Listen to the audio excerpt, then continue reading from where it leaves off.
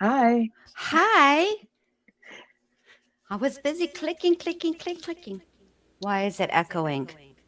Oh God, don't tell me it's me. Let me talk. No, it's still echoing. Let me mute Shmita and see what happens. All How right, let me. about now? No, it's Shmita. Shmita, turn Shmita, off your YouTube. turn off your YouTubes, Shmitas. Shmita. Oops, today's. I got a cough. Hold on. How's everyone doing? Hello. Oh, Shmita? Oh, shoot. She's I still heard working that. on it. Sorry. Well, welcome, everybody. How's everybody doing? How's that first week of the new year treating you? Let's say hi to people. Hello, Max 2002. Hello, Amelia Hi, Max 2002. Sparkles. I'm so excited about this too. Wisconsin has been cranking out some Mm-hmm. pretty good cases, let me tell you, I huh? have. Heather, whatever. Hello. I'm Ali really excited about 79. this. Me too, me Hey, too. Ellie. Cement Shoes, how are Oh, you? Team Psych Word is here. Faraway hey. Eyes. Momo. Hey, y'all, hey. I don't know what Shrinda's doing. She's in and out. She's the manager. You know how that goes. Yeah, busy. Buried in paperwork. Just buried in paperwork. Oh my goodness. I know, Ellie, Wisconsin is getting right up there with the Floridas. Hey, now, hey. Hey, I mean, we topped the number of daily new cases of the sea 4 times. Which oh, is yeah, last week we made it for the 4th time to the state with the most new cases. Yay! Congratulations us. woohoo. Yeah. Hello. There's Hi, Shmita. Shmita. Is that better? Muchly Much better. much. I don't even know. I didn't even have YouTube open. I just clicked it on my laptop, so Huh. that's Well, it's Oh, matter. better. then you probably didn't have headphones and it was just regular speakers echoing in the microphone. I have Because my it, headphones. oh, well, then I don't know. Minute? I just switched over to my phone. Okay. Well, Well, it's whatever perfect now. works. All right. I'm glad everybody's here. Thank y'all for joining us. Let me do something real quick and turn my TV off. All right. Hi, Sam. Hey, Thanks. Sam. It's late for you. I'm so glad you're here, though. Okay, Yes, so everyone, please say good morning to our Sam. She's in Ireland. she sure is. She's far. Give her a nice little good feckin' morning, eh? I don't know what that was. Like a You mix mix between Ireland and Canada? Boston. That What's the A Charge accent? it. was yeah, but the tenor of the accent was Bostonian more than it was Canadian. Uh,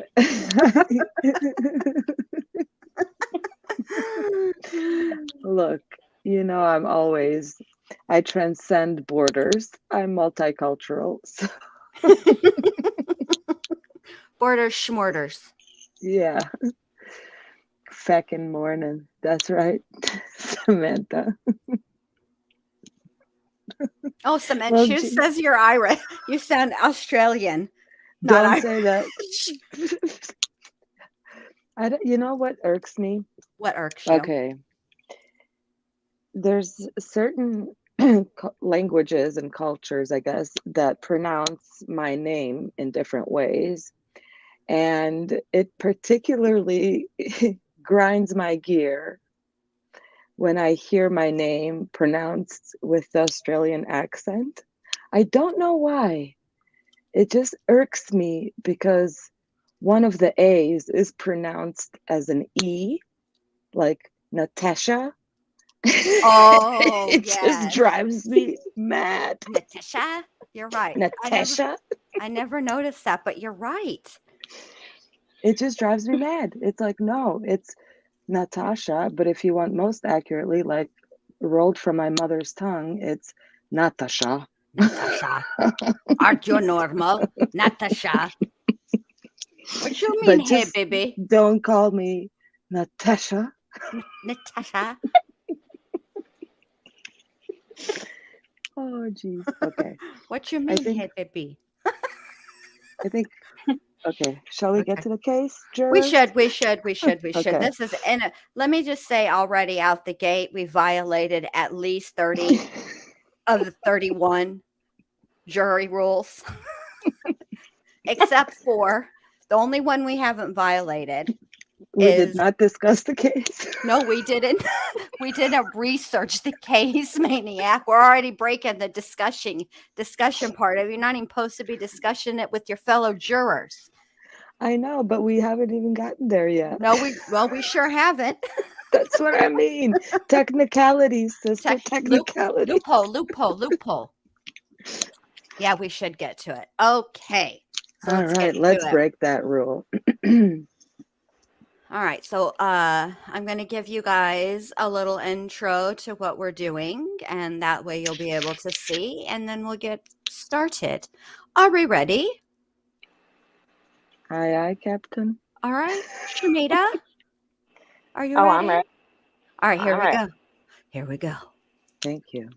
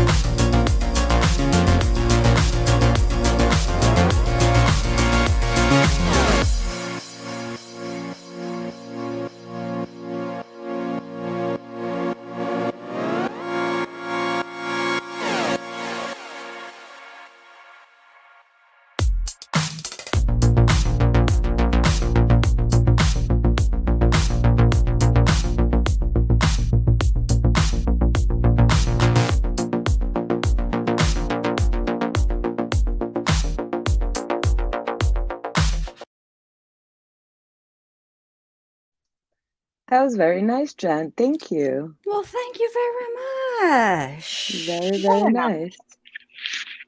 I see some errors in space, like where I should have put some spaces where they, if only I had been more It's all right. Look, uppity about it's fine. putting a space as I was about It's picking fine. the music. Do you know how long it took me to pick that music?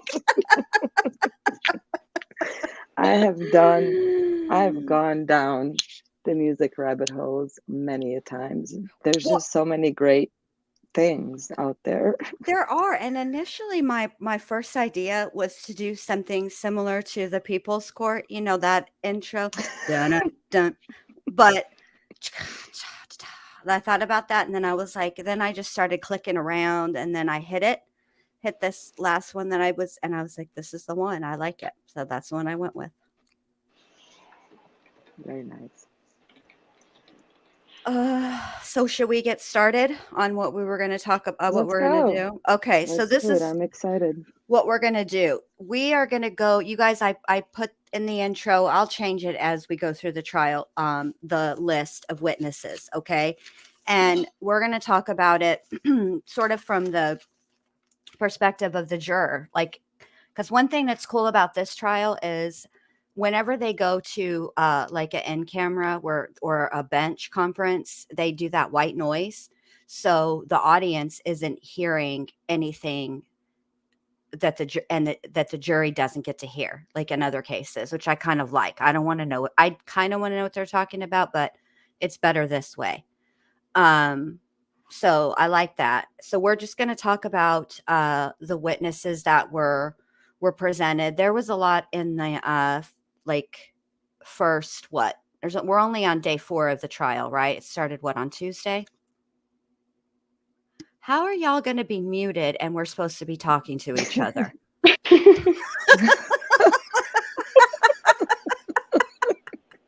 We're waiting for you. You're our, what's the head juror called? Oh, the foreman. Yes. Okay. I'm the foreman. All right. So we're on day 4, and Order in the court. where's the Bitches. gavel?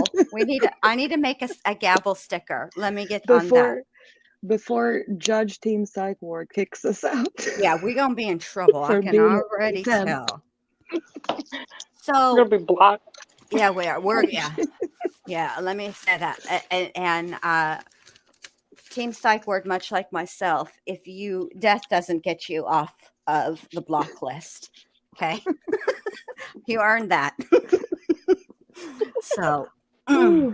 Except every once in a while, if you're making a fool of yourself, you might just get off, just so we can see you making a fool of yourself. Yes, but then you're going right back on. Right back on.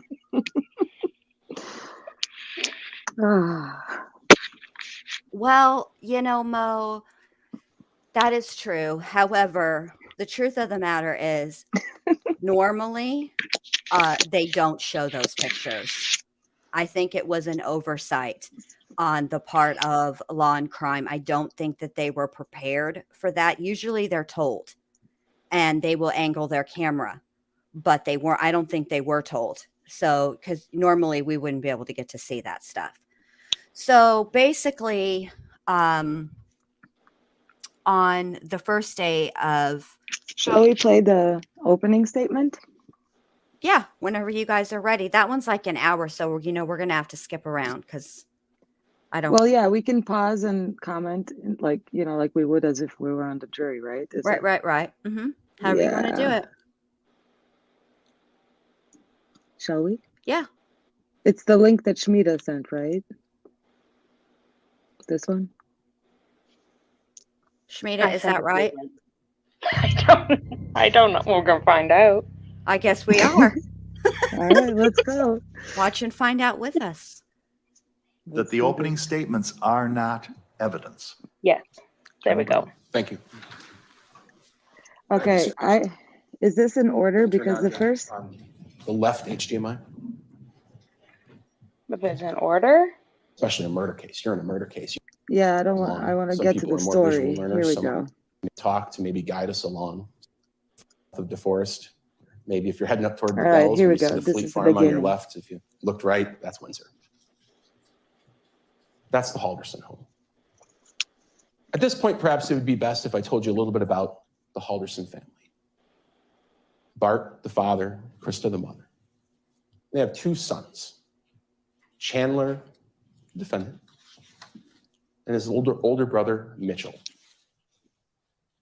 Chandler and Mitchell are close in age, but Mitchell's a little bit older. The time this all happened, living in the Halderson home, was Bart Halderson, Krista Halderson, and Chandler. Mitchell had moved out. Mitchell had a job working as an IT person for a local corporation, doing pretty well in life. He's engaged, doing pretty well in life. Buying a house, adult things, growing up. But in July of 2021, it's Bart and Krista living in that house and their adult 23-year-old son, Chandler Halderson, living in his room. Now, all of the events I'm going to describe, for the most part, take place during the first week of July, from the 1st to about the 8th. So I put up a calendar. This is not evidence in the case, I suppose. It might be. Maybe I'll mark it as an exhibit. but it's to provide some reference. And I put the little flag on there because if you remember this year, the 4th of July was on a Sunday. Everyone celebrated, of course, all weekend. A lot of places celebrated on Saturday, but the 4th of July was on a Sunday. Now I'm giving my opening statement. The judge told you opening statements aren't evidence. And in fact, that's the reason you don't have notebooks. I'd like to think so, you have to pay attention to me, but that's not true. It's because nothing I say is evidence. So as I say things up here, what I'm saying is what I expect to prove in the next couple of weeks. But what I expect to prove beyond any reasonable doubt is that on July 1st, Would it get me kicked 2021, off the jury if I said that somewhere this between 3 prosecutor p.m. reminds me of and 5 Chad p.m. Daybell? Chandler Halderson murdered his parents. Anyone? I muted myself It's an and then important forgot I date, was muted. and Maybe it's we an should important push time pause. to remember. July Oh. 1st, between 3. Okay. So also that to answer your question, no, because as I said before, please stay out of my head. It's very messy in there. And because I thought Holy cow. holy cow, where are the bangs? The minute he popped up, I said, oh, well, hey, Chad Daybell's doppelganger, what's she doing? That's how I felt. Oh yeah. I also want to say this too, because other people have said it and we all talked about this. That tie that the judge is wearing, I love that bow tie. I love a bow That's the tie. first thing I said. Mm-hmm. I knew from the moment I saw that judge, I thought we're gonna be friends. Yep, And we are.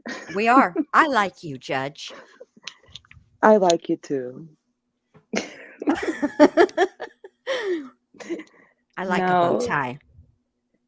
Now, Allie79 said, it's only, oh no, was it Allie79?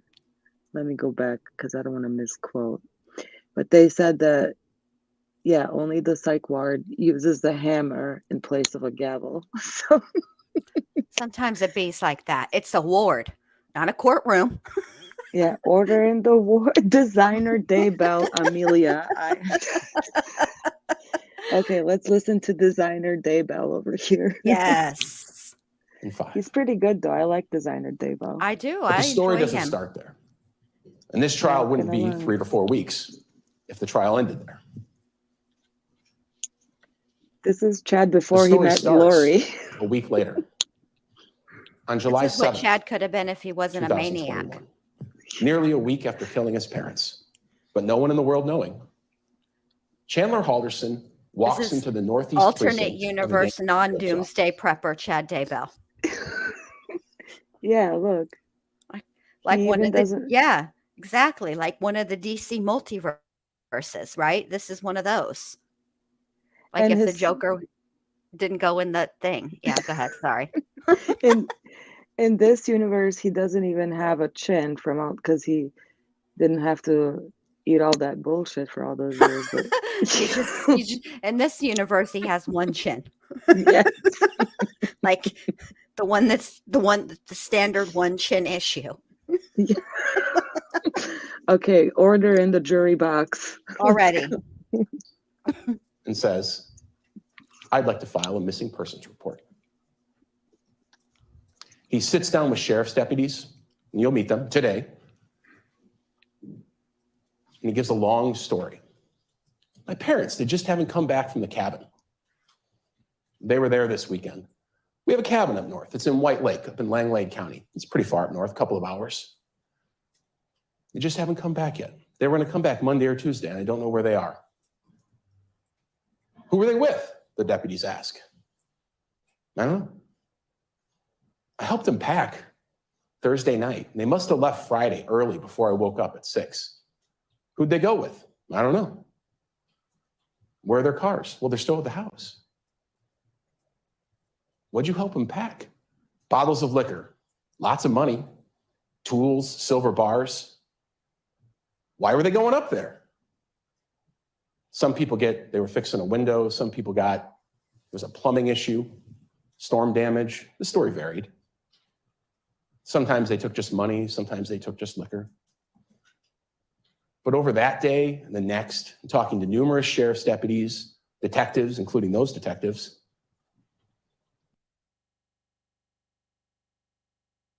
All right, I'm dying. These comments are killing me.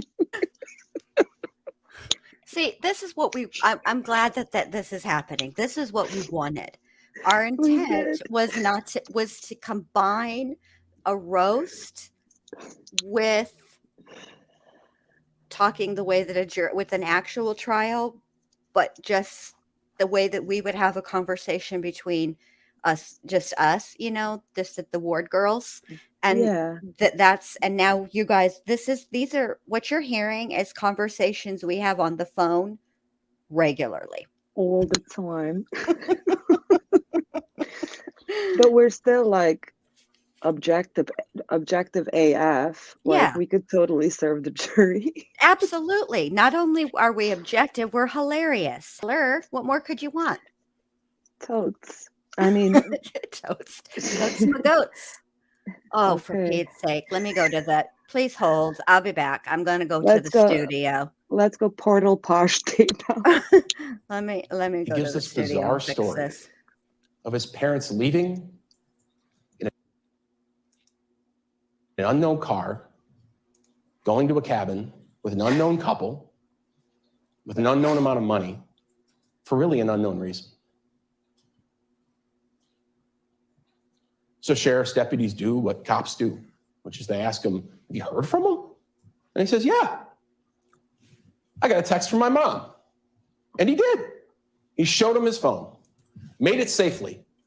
This is from Cottage Halderson to Chaz. That's what his family calls him. Not Chandler, they call him Chaz. Made it safely. Can't get anything through though. Yes, it's packed. Going to White Lake today for the parade. We'll be home Monday night, Tuesday early. I love you lots. So at this point, the sheriff's deputies don't know what they're dealing with. These folks get up there and decide, now we're going to go to the casino for a few days. We're going to play hooky. Didn't make a lot of sense. They started talking to coworkers and realized these people had never no call, no showed, missed work, which they both did on Friday. Did they crash their car? Did this other couple kidnap them? Where the hell are they? But what good police do, and what they did in this case, is they start looking into the people who saw them last, who were with them last, who reported them missing. And in this case, all three of those things, the person who purportedly saw them last, was with them last, and reported them missing were the same person. There's Chandler Halderson. So what the police did, started to look into Chandler Halderson. This is all occurring in the same 24-hour, 48-hour period. And what they learn about him isn't suspicious at all. He's a Madison College student, MATC. They go by Madison College now. If you didn't get the I almost. Madison College student. He's about to graduate. You weren't ready. He's No, studying I renewable wasn't. resource I was engineering, like, wait kind a of a minute. hybrid IT degree with solar panels, things of that. You know what though? What though? This case so far, like I'm really having a difficult time not thinking about the Grant Amato case. I know. They are so similar. It's weird. You're not wrong. It is kind of weird. Yeah. So, That sort, he's about to get a certificate. But things had looked bright for him.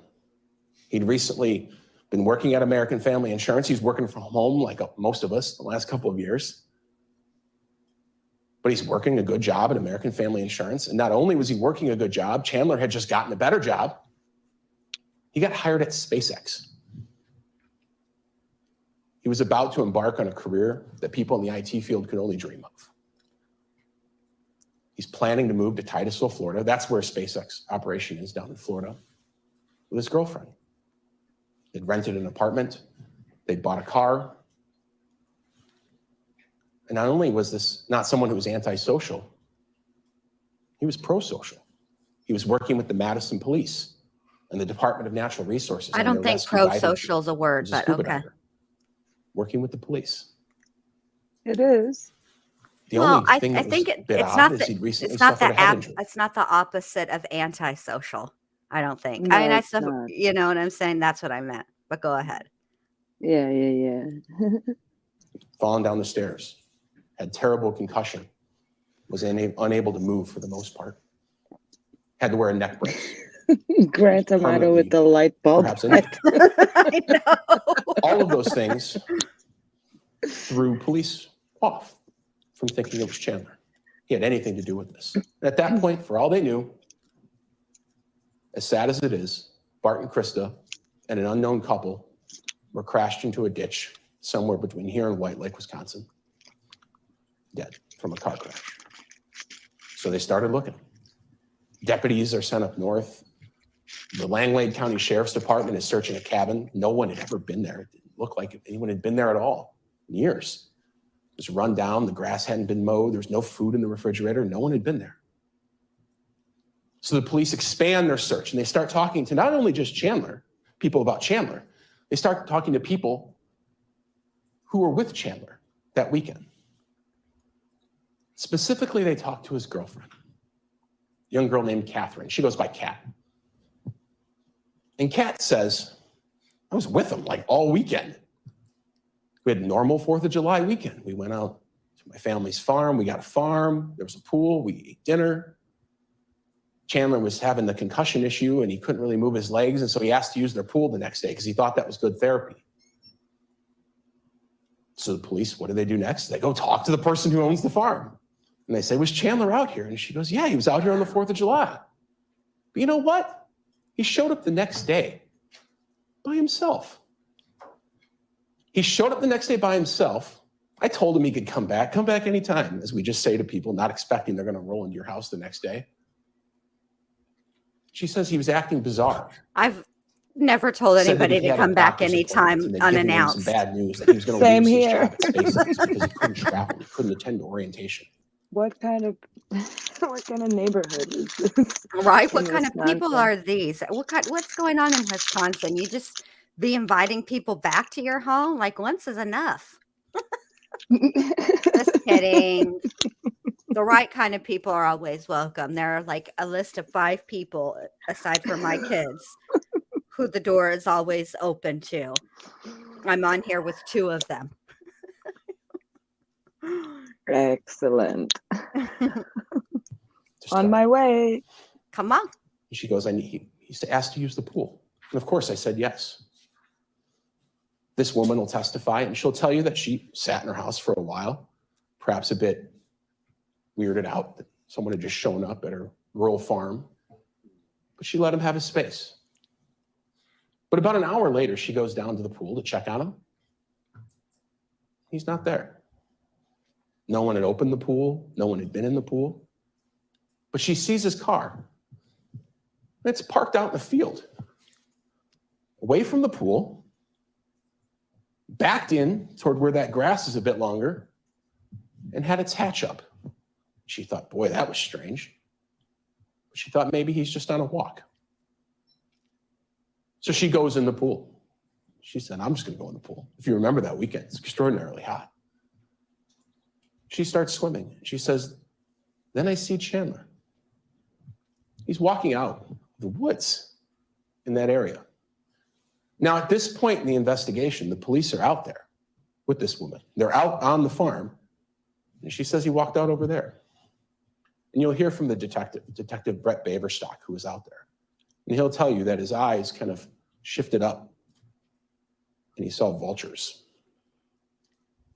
And I promise the photos are only going to go this far for right now.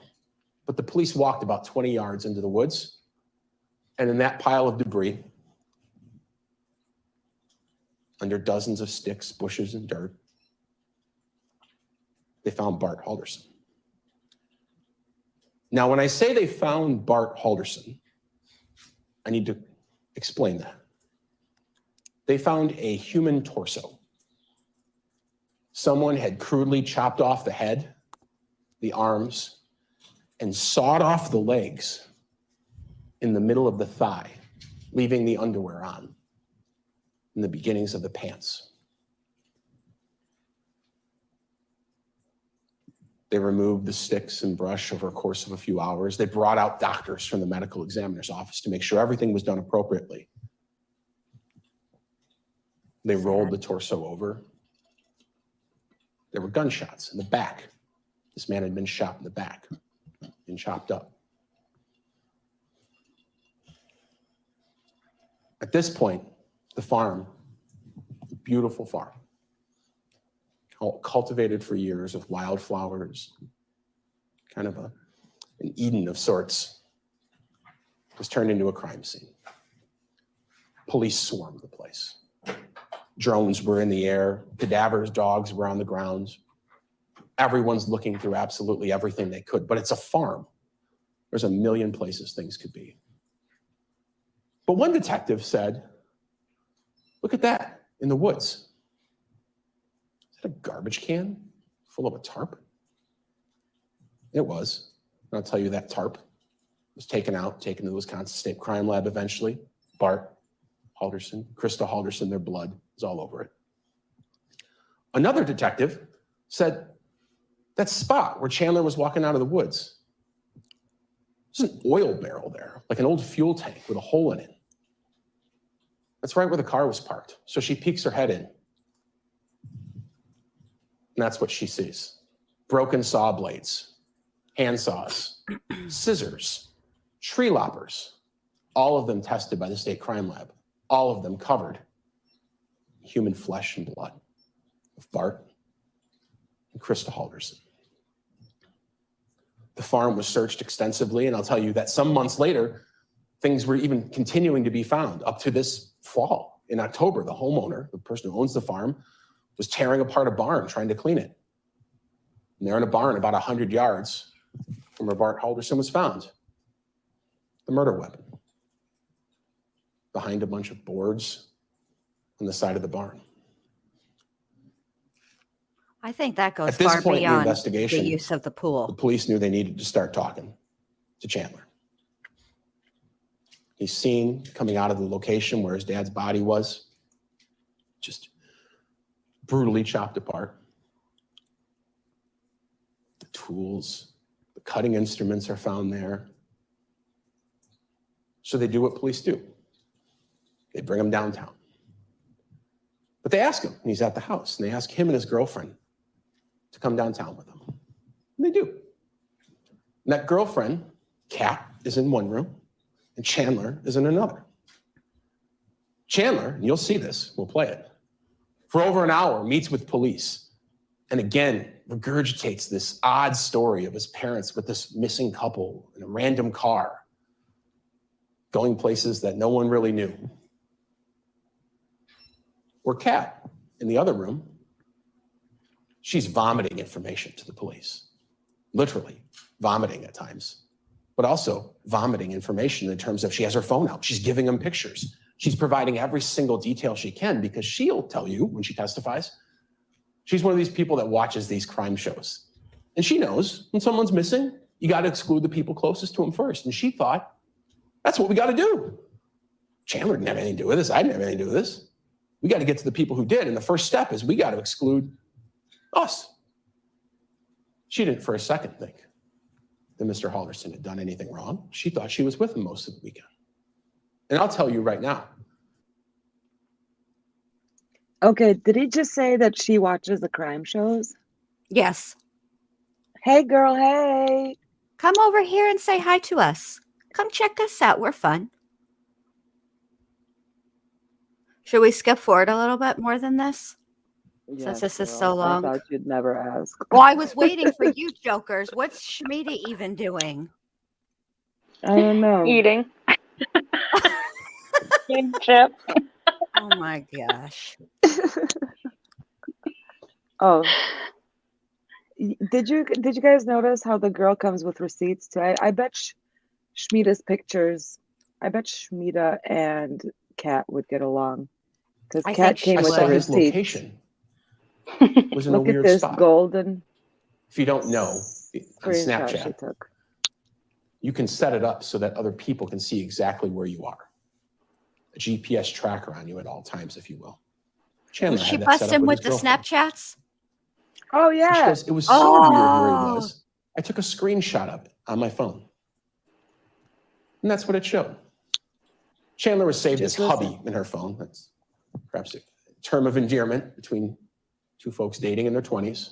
I mean, this is the first time I'm hearing this, of course. But she said, at 8:58 in the morning, In the jury when he was box. supposed to be doing chores on Saturday, Yeah. July 3rd, I thought it was strange that he was in what appears to be a forest on the banks Oops. of the Wisconsin River near Prairie du Sac. The police took that. They identified immediately where that location was, just Pretty based in on pink. looking at it. That's a bridge. Couldn't be hard. Out they go. The drones go up. The dogs go out. The search team starts searching. Very quickly, and I promise this is as far as the photos will go, they find the remains of Krista Halderson. Can you Until- imagine? Now, when I say No. Krista Halderson, This I is have what to the qualify that as girlfriend well. contributed. Like she snapped him. We found her She legs. caught him red-handed. Yes. One complete leg. Can we push pause for just a moment? Uh-huh. Can we appreciate these birds here, please? Yes, but more than that, if you're out there listening, NK, and I don't know that you are or you aren't, but let me just say this. This is what most women do with their phones. They don't go around deleting things. They go around Hello. screenshotting things, Miss Ma'am. Mm, Just man. wanted to remind you. I haven't All forgot about you, things. NK. Yeah, nothing was removed. Correct. NK. Most women, 99.9999%, except for you, have the receipts to shut somebody else's respiratory system down. Meanwhile, you're Mhm. over here, delete. Oh, let me mess with this spreadsheet. Delete. Oh, I bent my SD card. Delete. Stop I it. broke my SIM card. Delete. Delete. I don't know how to work my phone. Delete. See, they're all out of Because. order. They're all out of order. Look.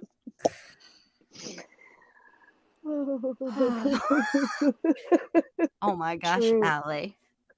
True that. She used a psych ward hammer.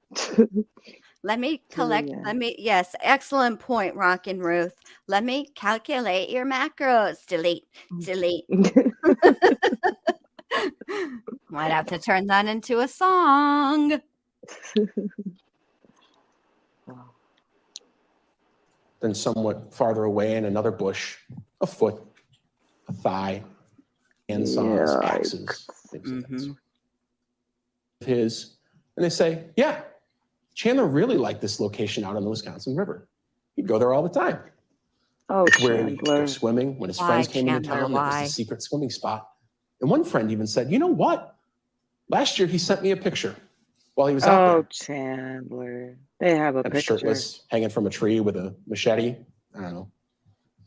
Oh, Didn't have a lot of significance Chandler. at the time when the police saw it, but eventually someone You're realized not the brightest bulb the in tree looks the... unique. Yikes. Chandler. Interesting V pattern. How could right you there. do that to The leave your hollowness mom of in the that tree as it state? goes down.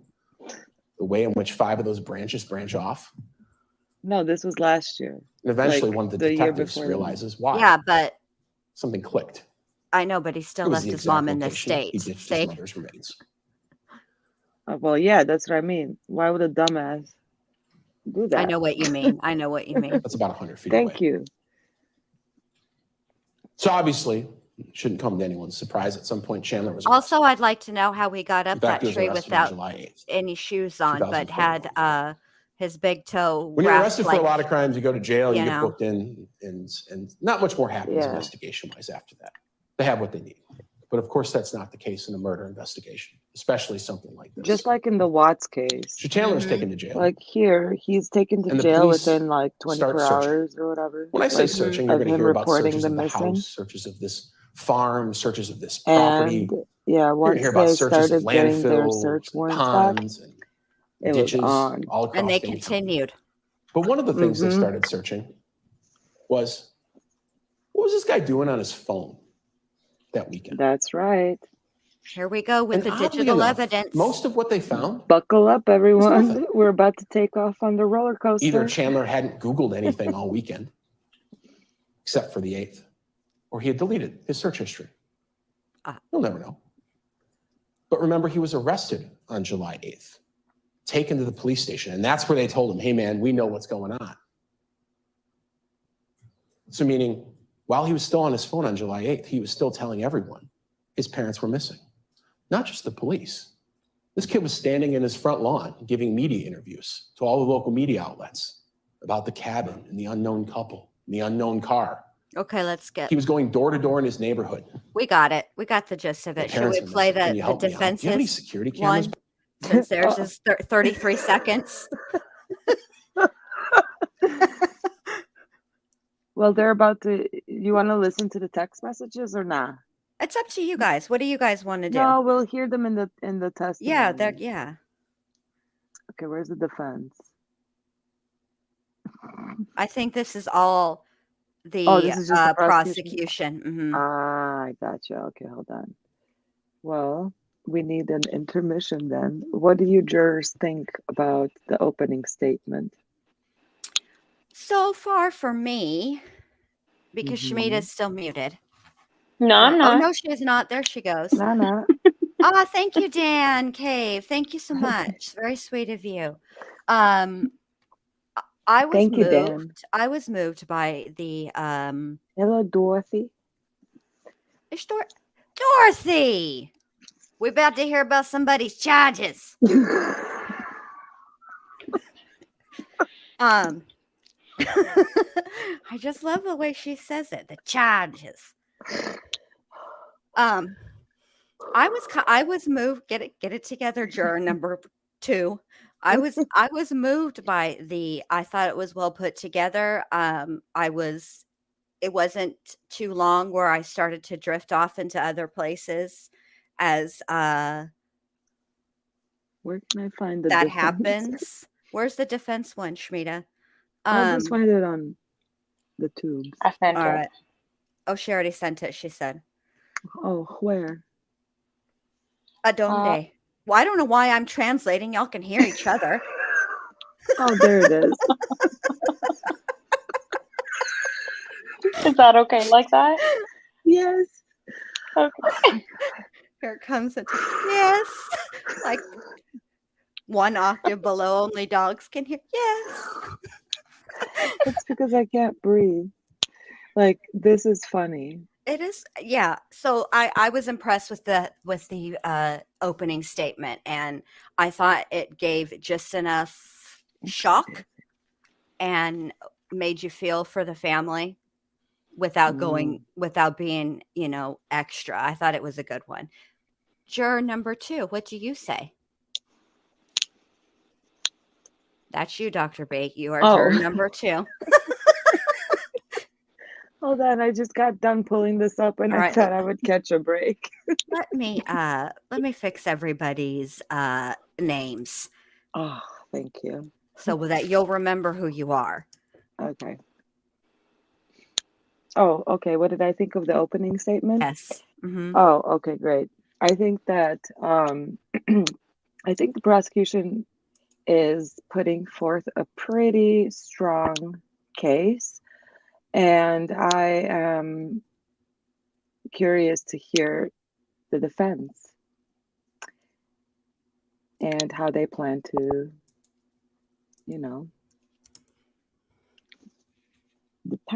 defend themselves.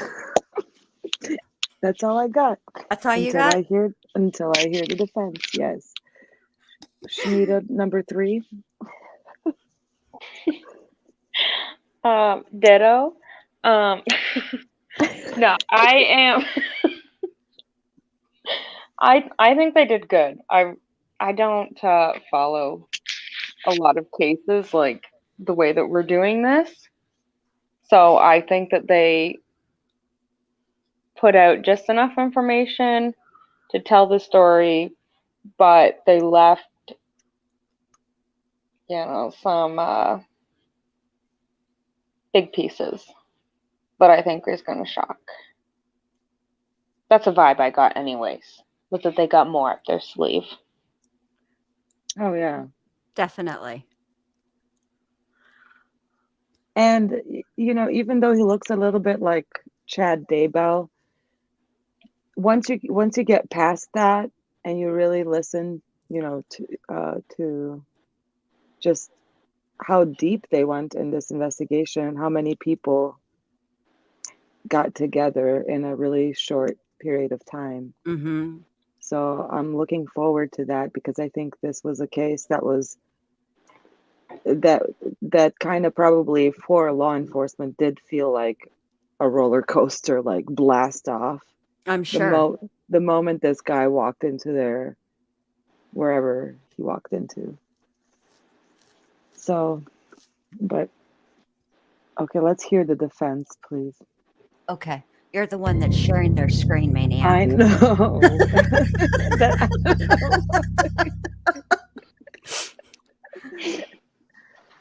oh.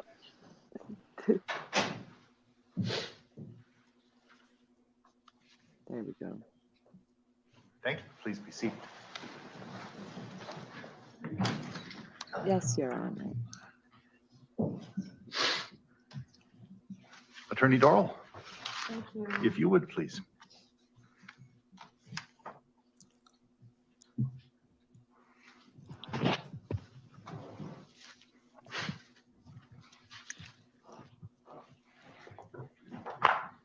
We're gonna have to speed her up.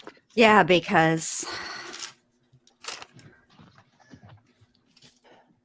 Chandler Halderson did not murder his parents. He is not guilty of those crimes. Chandler Halderson is 23 years old, young man. He likes to play video games, play with his dogs, hang out with his girlfriend, and he lived peacefully in his parents' home. He was just a normal kid. He is a normal kid. So what did happen? What happened to the Haldersons? What happened in that Halderson's home? Remember those questions. They won't be answered at the end of this trial. Remember those questions at the end of this trial when you have to decide whether the state has proven to you that Chandler Halderson killed his parents, because they simply don't know what happened. They just told you what they think happened. We heard a lot of detail of the before and a lot of detail of the after,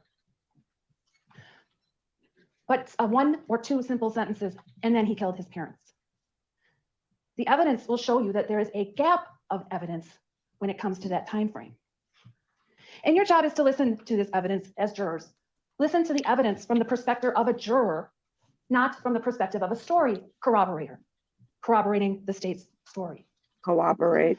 The role of being a juror is a different role than being a person. Jinx. And that may sound strange, but it is. I think of when I went to law school way back in 1991, and there's a big part of me that feels I went into law school a human being who lived my life feeling things emotionally and relating to things emotionally. Oh God, what happened to you And in I law school, left boo-boo? law school a really different person. Oh no. I learned how to be very logical, to apply facts. Well, this ain't about you to there, and then to sweet sass and apply these Molassie. facts to the This is law about as I learned it. Chandler. Facts, But okay. laws, and rules. Facts, Just laws, and rules. That's your role here as a juror. Don't Facts. assume anything. Don't assume. Assumption is the mother of all mistakes. The story that you just heard assumes that Chandler Halderson killed his parents. You cannot assume anything. Dorothy, I think she's a Your job beautiful is woman. to presumption, Love her passion. presume that Chandler Halderson is innocent. I Because think Love she's Steve. doing the very It's best under she the can benefit with what she of the has. presumption And of that's, innocence. Yeah, the client is the client. I An always assumption. love to see a It's woman in reaching a a conclusion courtroom. without Me knowing too. all the information. Is A a presumption nice sight. is a principle that we all Except that must one follow. in the Jodi Arias We must trial. Like, presume I him cannot. innocent.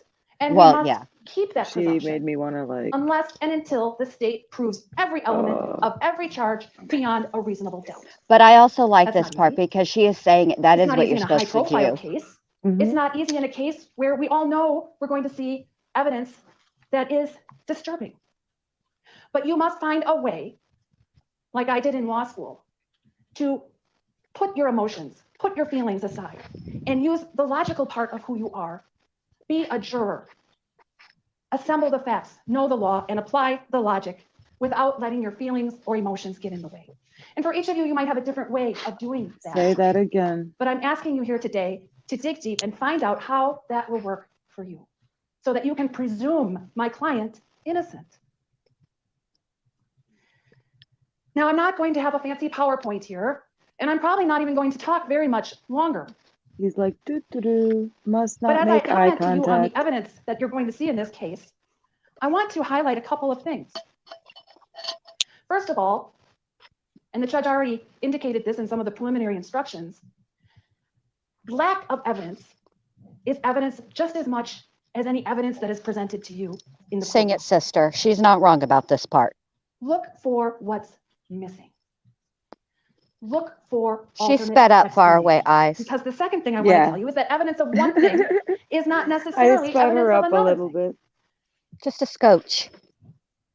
These one fact here could mean a different fact Jail here, is but doing it also him could good, mean 3 or Team 4 Psych other Ward. facts. He doesn't have to worry you have about to a job he avoid doesn't have. jumping Correct. to conclusions And all the meetings that he and has really to go dig deep and to. look at what this all means. You're going to notice that many of the facts, many of the witnesses aren't going to be hotly contested by the defense in this case. And that Understatement goes of back the to what I year. was just saying. 12, 18, 100 reasonable people can look at a certain situation and form a different conclusion. And when you're talking about a system where you need to be convinced beyond a reasonable doubt, you better make very sure that you're excluding all of the other things that these facts could mean. Dorothy, maybe he'll, Because you just aren't maybe gonna know what he's happened. that You're going to know some about the before, egocentric that You're he's gonna gonna know try to some put on about the his after. own defense. but you're not going to know what Like, you know what I happened. mean? Like maybe You Oh, he's know, that yeah. convinced. Who did it, Testify in what his own happened, defense. Yes, how it went down, yes, whether it yes, was yes, intentional or yes. not, And I which is think an this is the element whole of point. Like homicide. he just wants to tell You're his just not story. going to know. Yeah. And I will And say this too. yeah, go You're ahead. also going to We not talked know about how this Bart and before Krista about would have being reacted. wondering how the situation with the C is going to cause what ramifications it'll have during trials, because the jury does look at the defendant, particularly when certain Mhm. witnesses are on the stand, and when you have a mask over half of your face, you can't really see what his face is saying. And I'm curious if that will cause the jury, if this will actually be a good thing, where they may interpret a facial expression one way, but he's actually thinking something, or he or she, the defendant's actually thinking something else. Maybe this will be a good thing. I'm kind of curious about this. Do you see Allie's 79's comment? She said, I think Kai should have been his defense attorney. I mean, I'll tell you what, she's pretty passionate, but I think our old Kai would have been more impassioned. That's for sure. Dude, the policy ain't got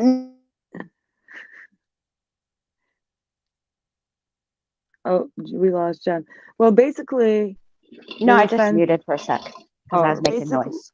basically the defense opening statement is, what happened? Well, you won't get that answer, but he didn't do it. Which, to be fair, is That's really all how a they, trial is supposed to go. The burden yeah. of proof is not on the defense. They don't have to prove to you that this stuff didn't happen. It's that the prosecution has to prove that it did. It happened the way they said it happened or close to it, and that he's the person that did all of the things, right? Mhm. So this is an interesting way to go about it, but Let's see.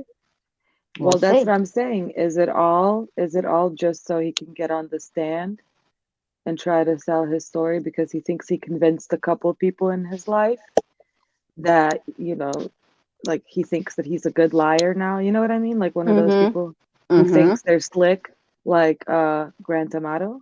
You know what I mean? Who else took the stand in their own defense and did horribly? Damian Eccles. Jodi Arias. Now, he just happened to be actually innocent of the crime.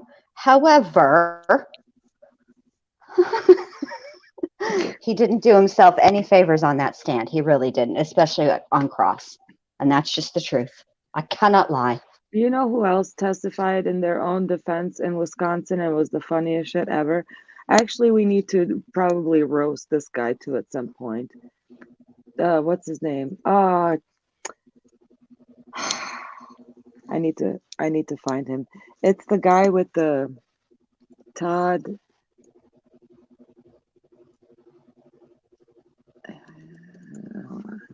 Well, what was the case about? Maybe I can It was, remember. yeah, his name is Todd, but I can't remember his last name.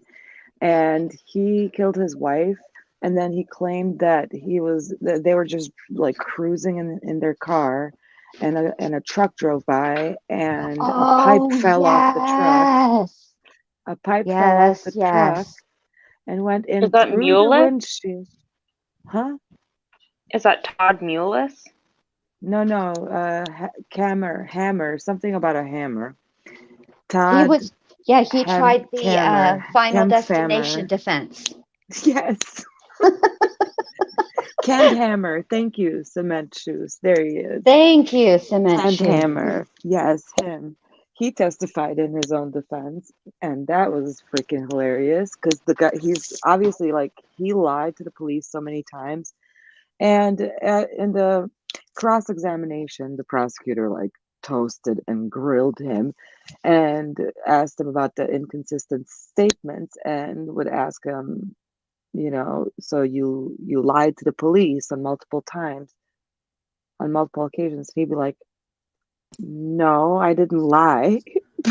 Like, Oh, did he answer like I do? No, you didn't ask me that specific question, and therefore it's not a lie.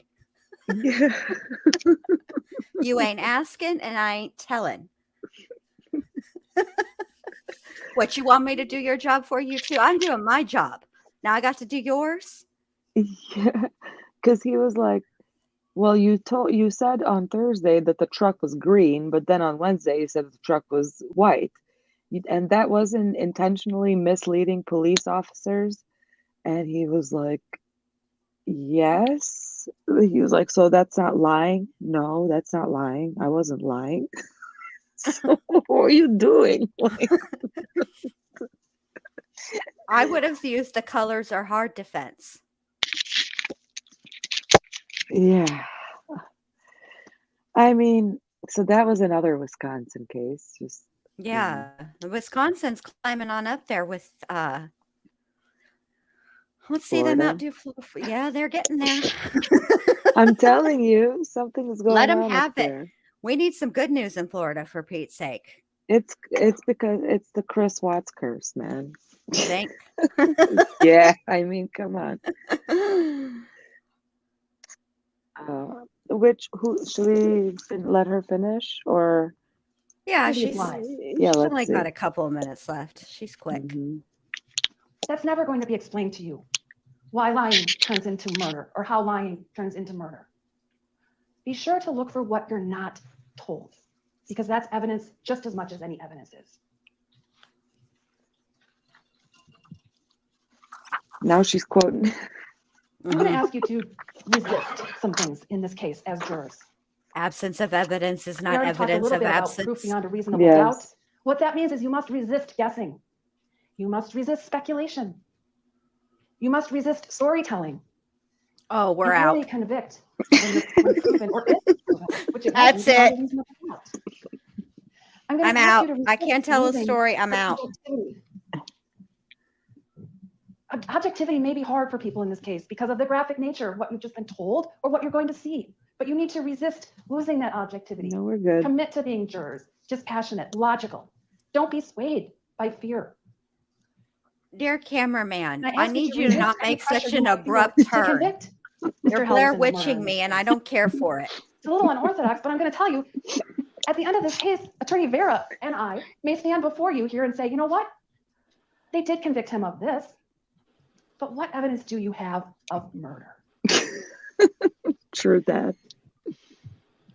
I like to talk about the Constitution, probably because I'm a defense lawyer. Well, in a couple of weeks, But I I think as predict jurors, as that people coming into the system he who may aren't be dealing with going this every to day, like we are here in the courtroom, you be. have to remember how important the Constitution Okay, is. hold on. Sorry, Constitution. I don't think she was even convinced here. She like left. She's like, Constitution, like shit, like seriously, yes, I am going to the Constitution. This is how bad this case is for me.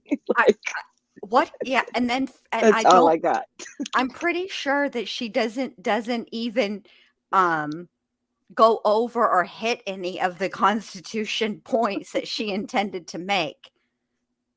But I might be wrong. I feel like she didn't even actually discuss the Constitution at this point.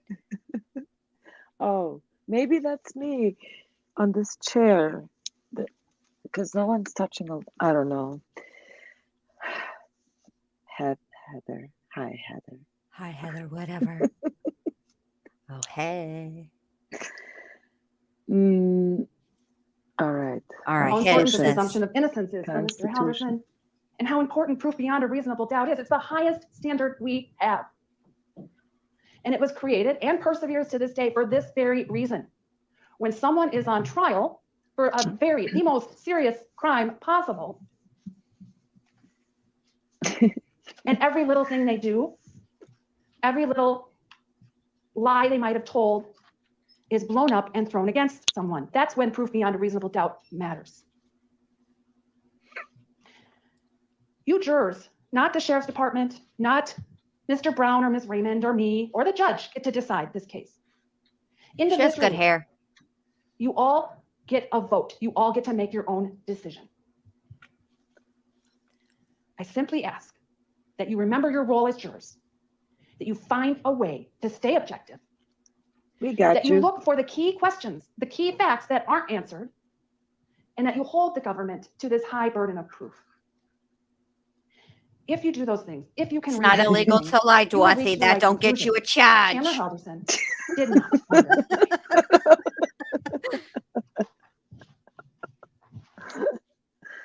All right. Shmita, is that you? Did you do that? No, that was me. No, I was no. just I was just waiting for her to finish.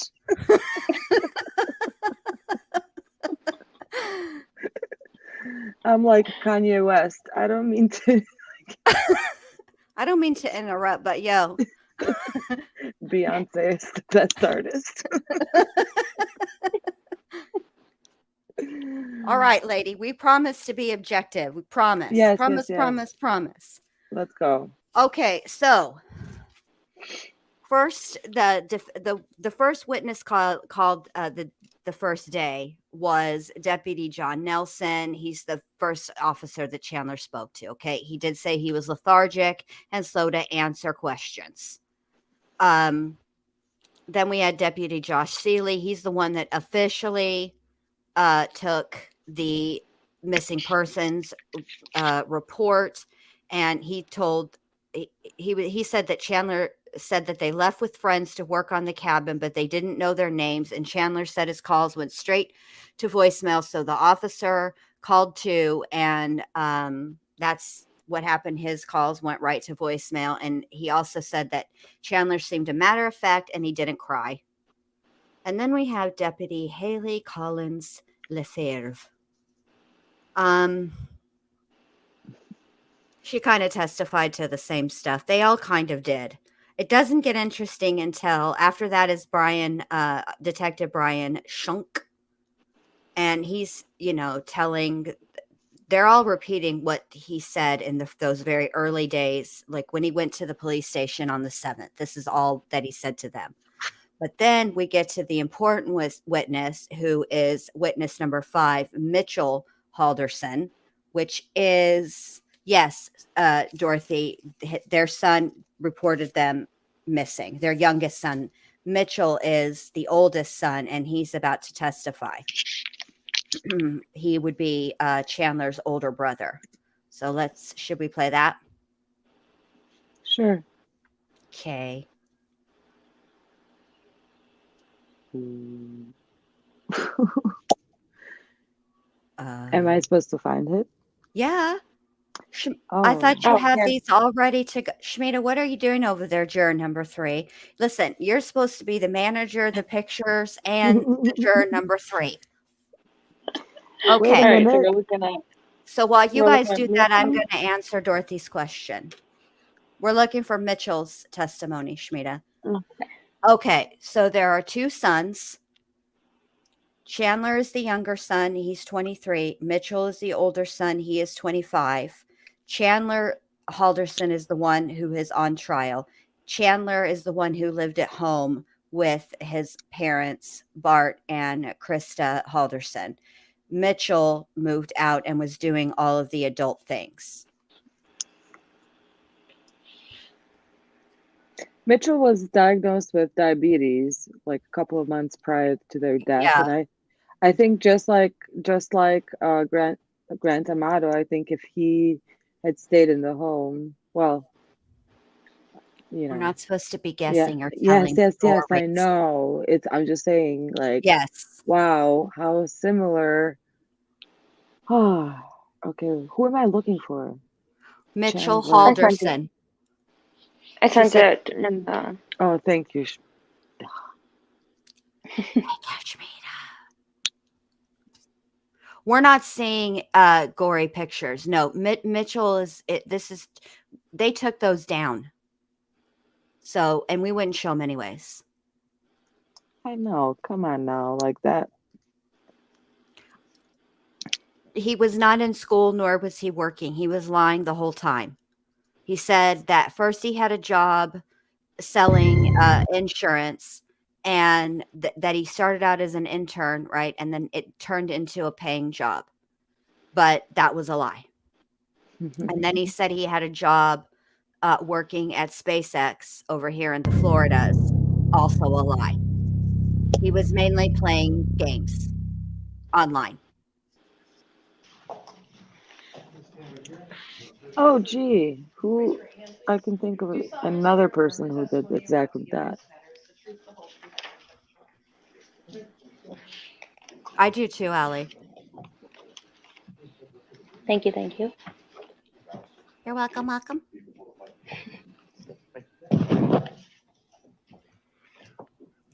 Mr. Halderson, if you are able to safely and responsibly, I would appreciate your testifying without a mask. Hold on, if you Dorothy could. has another Yes, question. sir. Thank you so much.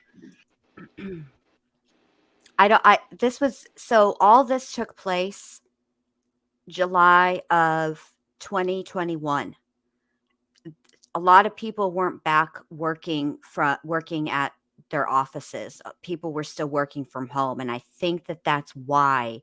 But I know his parents had a full-time job. Both had full-time jobs. So I'm sure they haven't got to that point yet.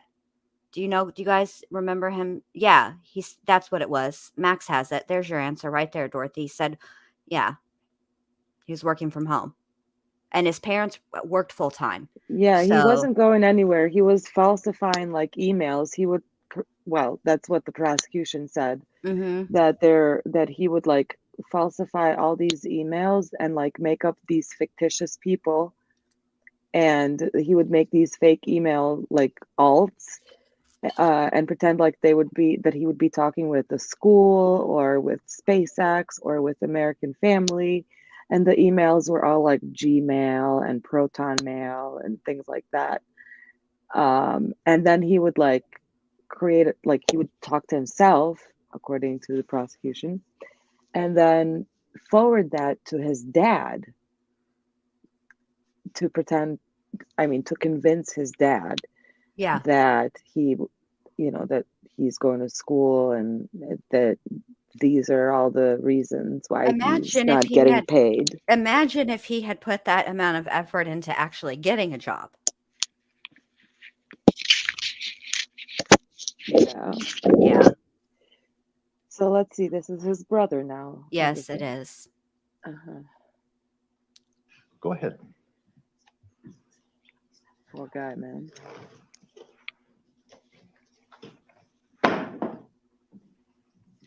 Good afternoon. Could you please state your name for the record and spell both your first and last name?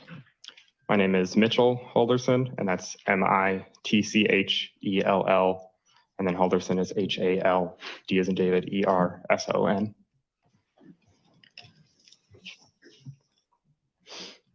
What are the names of your parents, Mitchell? Bart and Krista Halderson. And do you have any siblings? I do. And who's your sibling? Chandler Halderson. Where'd you grow up? Was born in this area in Dane County, and then between 3rd and 4th grade moved up to Plymouth, Wisconsin, which is in Sheboygan County, and then have lived around here for college and work after high school. Okay. And I'm going to show you what has been marked as Exhibit 27. Could you describe Exhibit 27, please? I'm That done would with be a you for the picture rest of the of my week. parents. Cement shoes. Actually, a crop photo that I am also in. We are at the New Glarus Brewery. And that was a somewhat recent, in the last couple of years photo. Yes, within the last 4. I forget exactly. Okay. And is that an accurate copy of that picture? Yes. Okay, I would move Exhibit 27 Any into evidence. Any That is the objections? trial Were audio. they That's published not or coming just from received? us.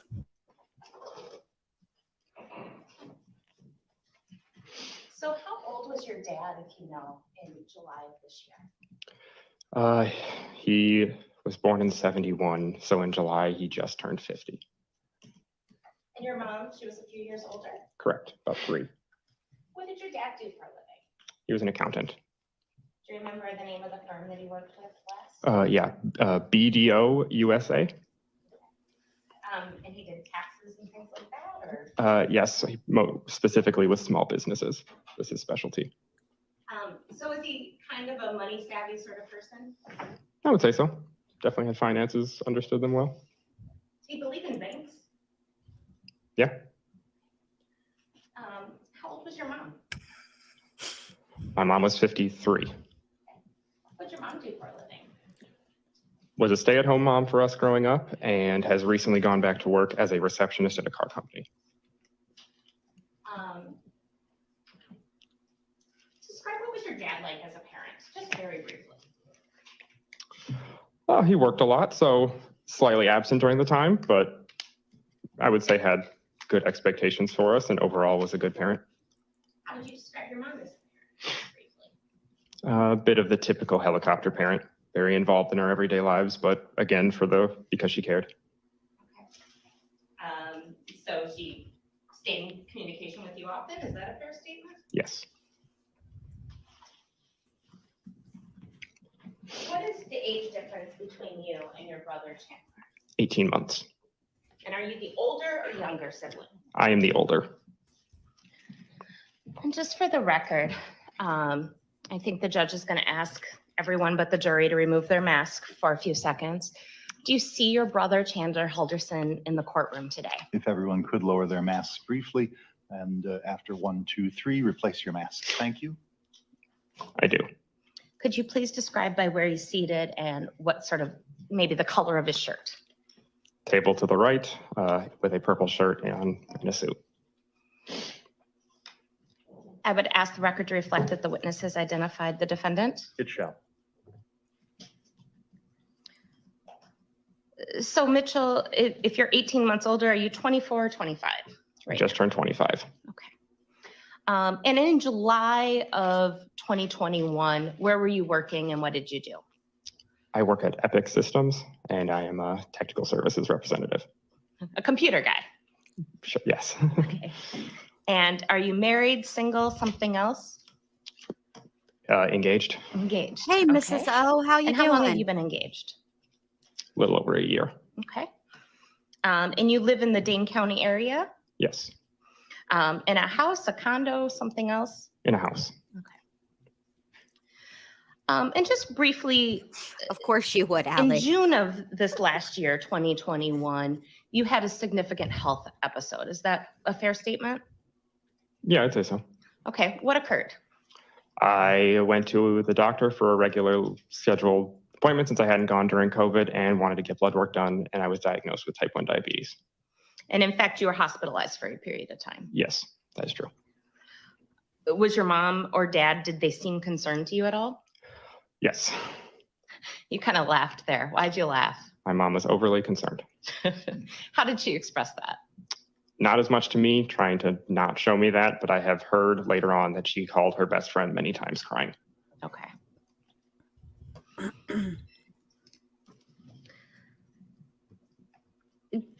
Growing up and moving into recently, what sorts of things did you and your brother Chandler do? Since we didn't live in the same house, we would do things online, like play video games and just talk that way. Okay. What sort of video games did you play? Wide array, but generally first-person shooter games. Okay. And did your brother have a favorite weapon or gun in these games? Usually those of Russian descent. Okay. Like the SKS? That's correct. And in fact, during Can you your pause it for just a illness, second? your brother gave you a gift. Is that I fair don't to know say? if she can. She's Yes. out first. What did he give you? Oh, crap. A unknown type of bullet Wonder with if the I words can. "Get well soon" on it. Okay, I can't.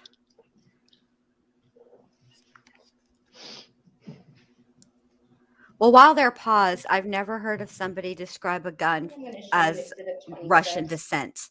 Maybe a gun from Russia, How would you describe Exhibit But- 26? that's That is okay. the same one.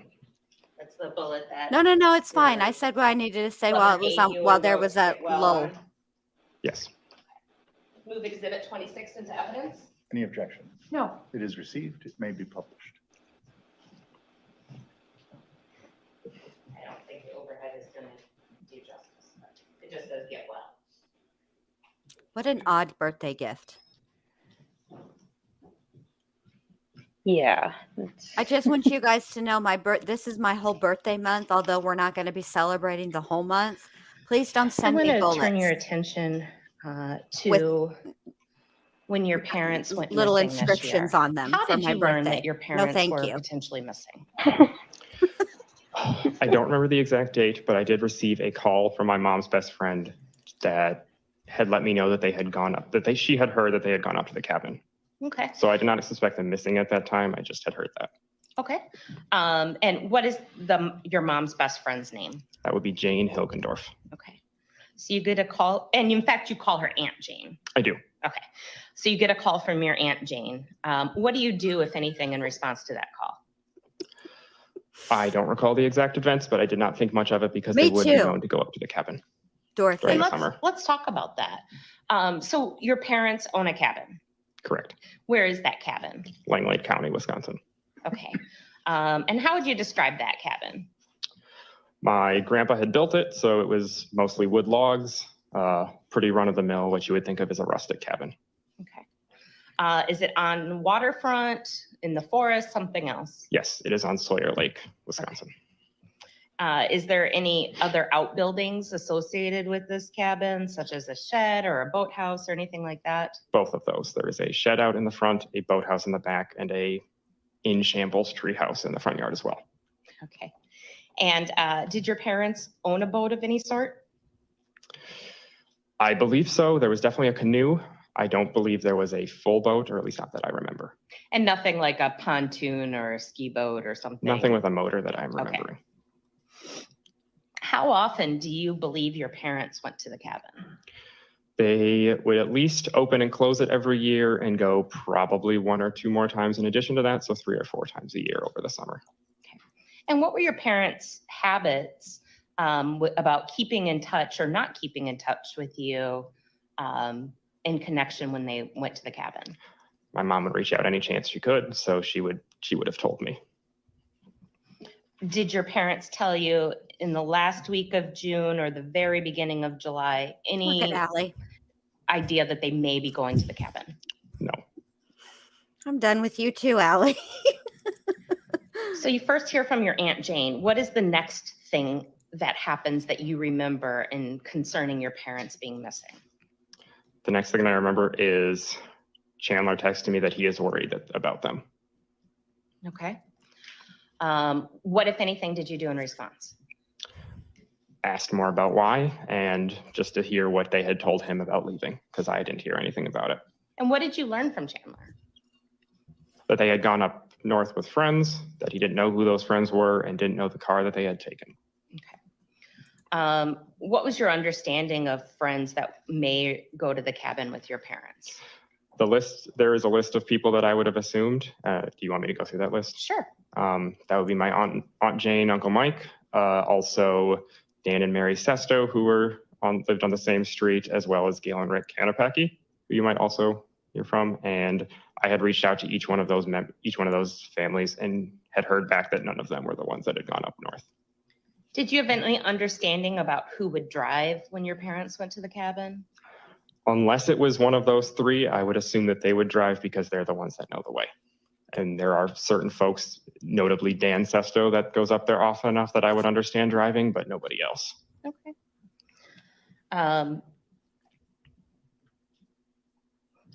What happens next as far as you're concerned with your parents? What's the next piece of news you learn? Eventually, a detective comes to my house, Rich Bennett, in order to just ask some more questions of me during the investigation. I believe that was the next thing that had occurred. Okay. What happened after that? I believe it was Wednesday. It was whatever day Chandler was originally arrested. I had actually gone up to the cabin myself in order to check it out, just to see what was going on. And why did you go to the cabin? Wanted to do something myself about it. I felt I'm back. like I needed to do something. Hi. So at this point on Wednesday or whatever day you ended up going to the cabin, were you fairly concerned? Yes. Okay. And what led you to being so concerned? Not having heard from them, not being able to get a hold of them, and not being told that they had gone up there to begin with. So during this time period that you learned they're missing, did you reach out to your mom or dad via text or phone calls? Yes. Did you hear anything back? No. And did that concern you? Yes. At any point during the time that you learned your parents were missing, did anybody tell you that perhaps they were out gambling? I don't believe during that period of between July 1st and July 7th, I had heard anything about gambling. Okay. Let me just ask, were your parents gamblers? No. Hi, Amy. Good to see Have you. you ever been to a casino with them? No. To your knowledge, have they ever taken a vacation with entertainment that is gambling? Not that I'm aware of. Okay. Were your parents big drinkers?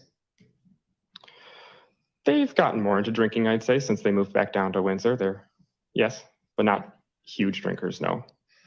Did you ever know your parents to drink tequila? My mom would drink margaritas, but not from mixing it herself. It was the Costco brand pre-made stuff. Okay. Did you know either of your parents to drink gin? No, I do not. Did your parents take their work or their jobs seriously, not seriously, or something else? Very seriously. To your knowledge, have they ever no-called and no-showed for work in the past? That would be very strange for them to do.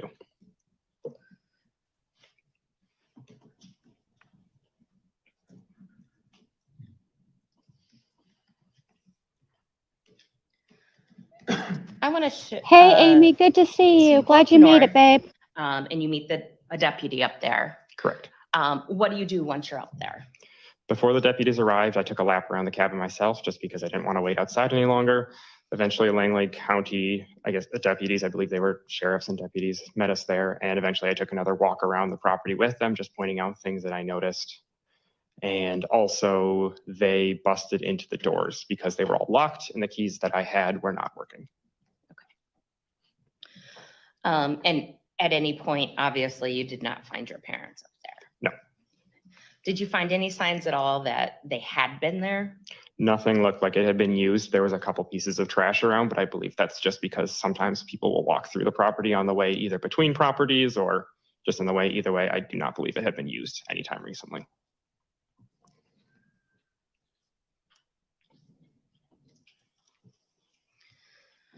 Mitchell, I want to ask you a few things about your brother and what you knew in June and July of 2021. Where, if anywhere, did you believe your brother worked in June of 2021? I believed at American Family. What did you think he did there? Answering questions on a message board, things you can do from remotely.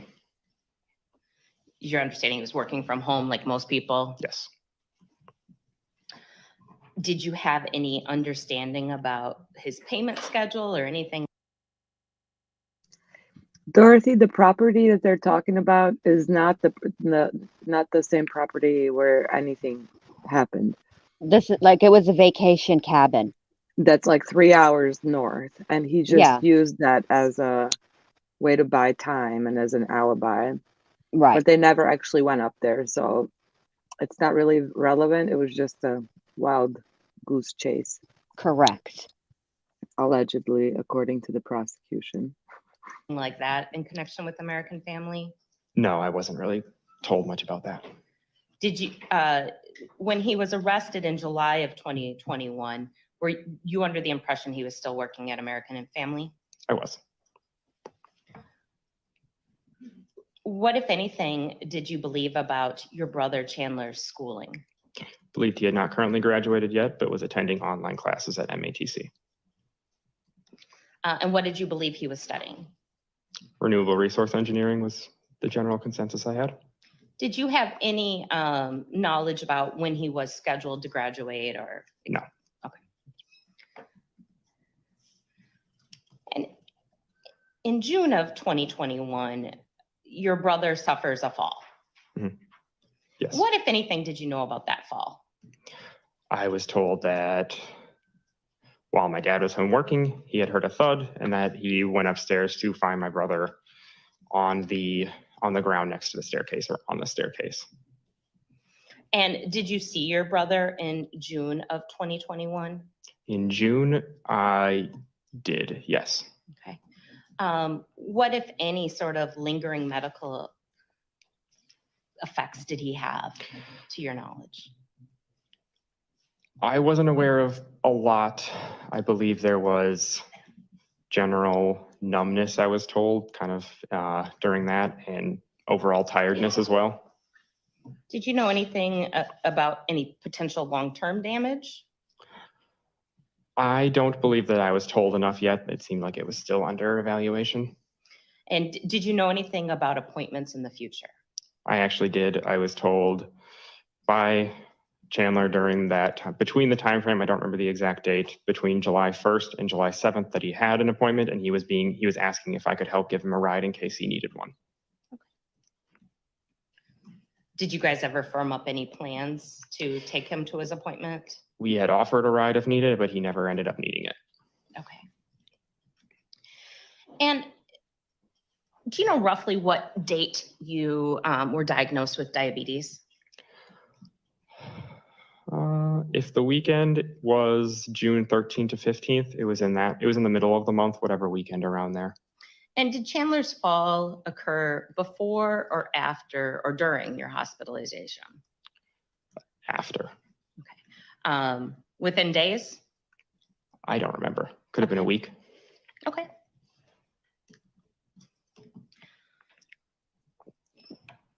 Other than Chandler seeming tired, did you personally observe any differences to Chandler's physical appearance? Just the neck brace, but no, nothing else. Did you observe any difficulty he had walking? I don't think so, no. Did you observe any weakness of limbs, picking things Bye, up? Sam. Good night. I didn't see him pick much up either, so I guess I can't say. Okay. Good night, Sam. We love you. Love you. So Mitchell, I need Love to you, ask you Sam. a few Sweet dreams. difficult questions. Are you a beneficiary for your parents' life insurance? I am. How much do you believe that you will end up getting out of life insurance? Okay, one moment. Yes. Chandler's name. Wait, what is his name? Chandler's Mitchell. name. Wait, No. were you the guy The- testifying or the defendant? Defendant. Mitch, Chandler, yes. Chandler's name should be Chazzy Spazzy.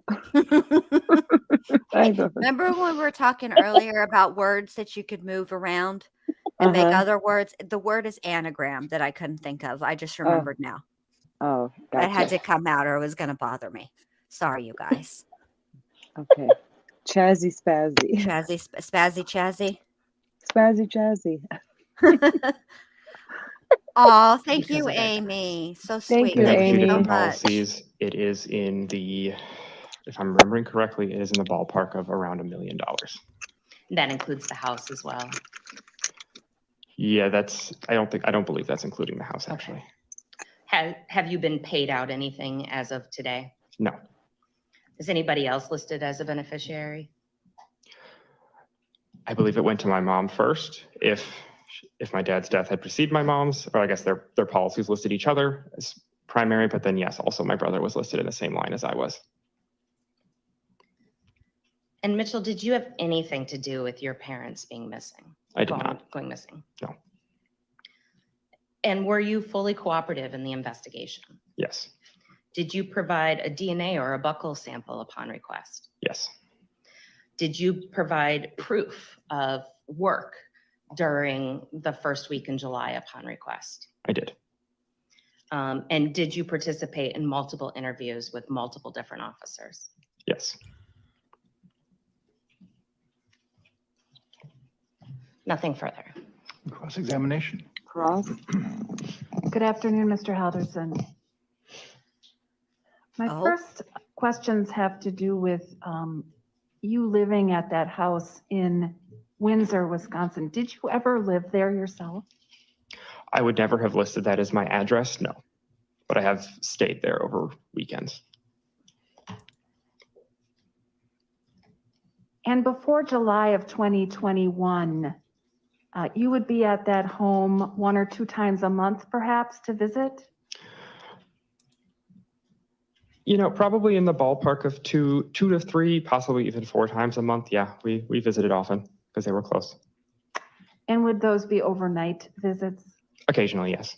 And when you say we, is that with your fiance? That's correct.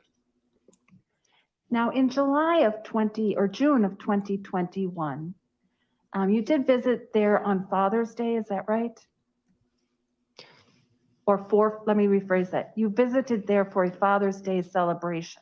That's correct. But it wasn't on Father's Day. I don't remember the date. And that was a meal with everyone? Yes. Yes. I believe I'm remembering the date you're talking about now, yes. How many other times did you visit that home in June of 2021? I don't believe I would be able to give an accurate number. It's a couple, but I don't remember the exact amount.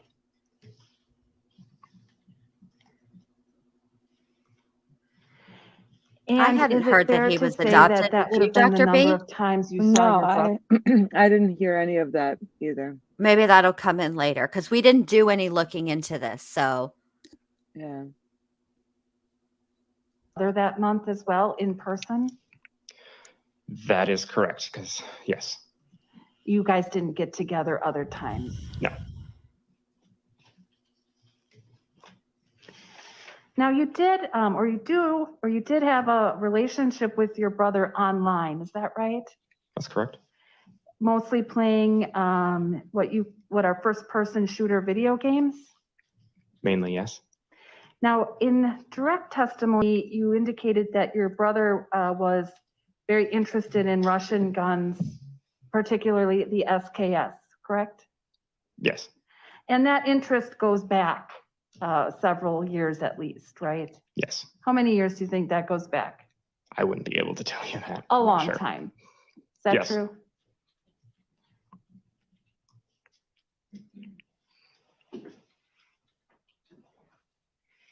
And in fact, when you would play, he'd always pick that weapon if possible, correct? Variety is something that's always nice, but yeah, it would definitely be an option. That would be one of his first pick, yes.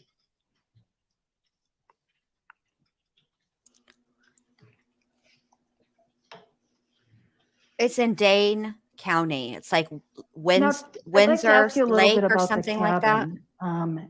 It's been a number of years since you've actually, before July of 2021, it was a number of years since you actually went there, correct? That's correct. I did not frequent it as often as my parents.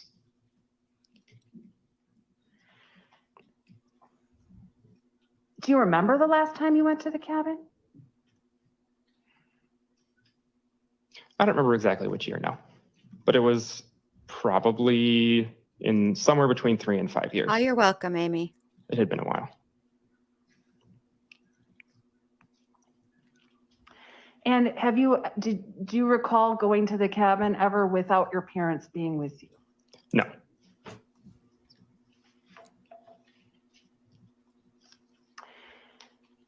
And when your parents would go to the cabin, you say maybe 4 times a summer, it wasn't uncommon that they would turn their phones off, correct? I think cell reception has gotten better over the years. However, the area is a little spotty in cell reception, so it wouldn't be uncommon for them to turn them off to avoid roaming charges. But they would also power them back on occasion in order just to make sure that they would update us.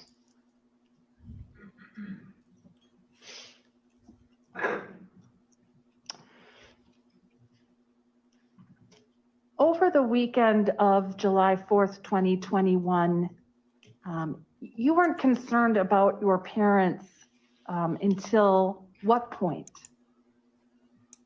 Can you rephrase that? Yeah, at what point did you become concerned about your parents?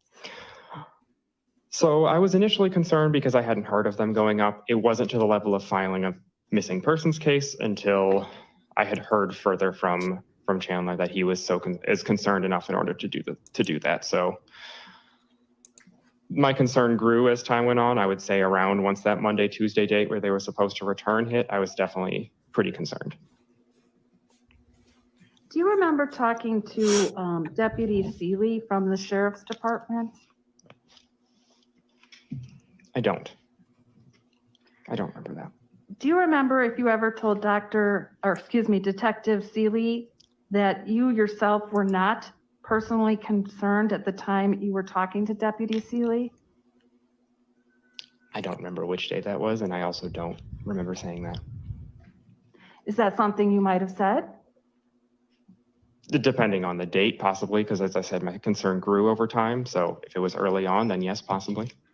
So it's possible that at first you weren't that concerned, normal for your parents to go up north, but that your concern grew over time. Is that correct? That is correct. I still was concerned because they hadn't told me beforehand that they had left. However, it wasn't as concerned as to file a missing persons report.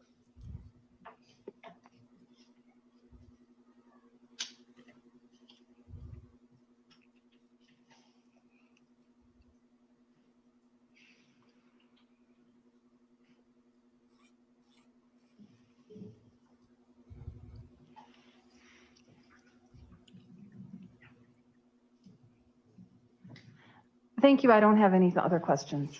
Any redirect, Attorney Raymond? No.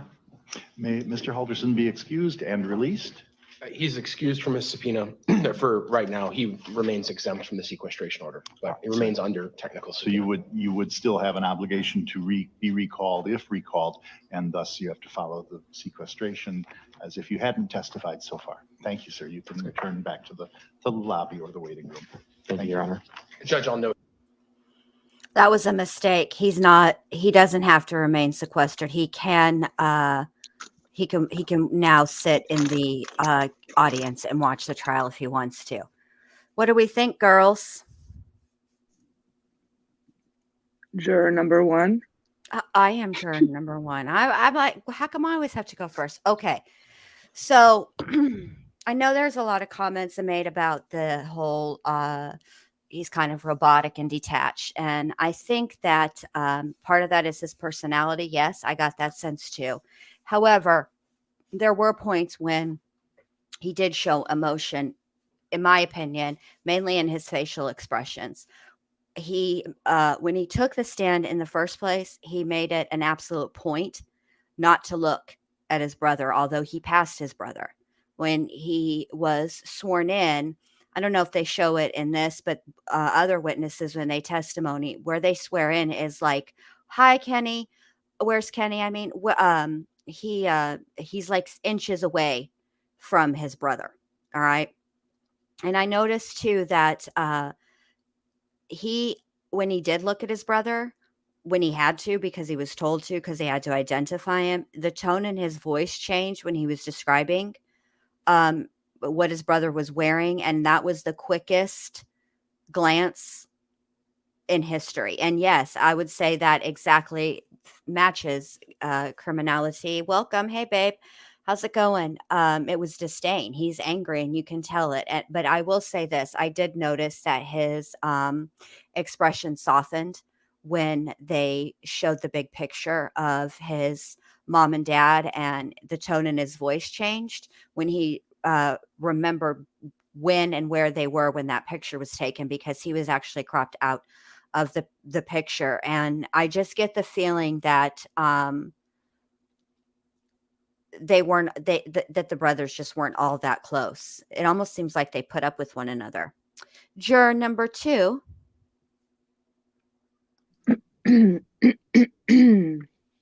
Hello. Hi. So, yeah, I mean, I found his testimony credible. I really do believe that this year or last year, sounds like it was a difficult year for him. Like he's been trying to transition out of his home, then was diagnosed with diabetes.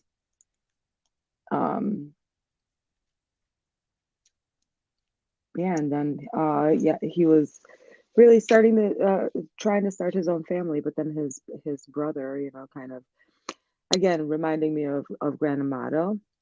And then the second thing that I wanted to point out too was that, again, like you said, Jen, with the emotions and the reactions, he was probably also coached by the prosecution We don't call for that this. coaching. We call that witness preparation, ma'am. Okay. Well, in behavioral science, it's called coaching, which just like it's not a bad thing No, it's when, not. It's not. yeah. I'm just teasing.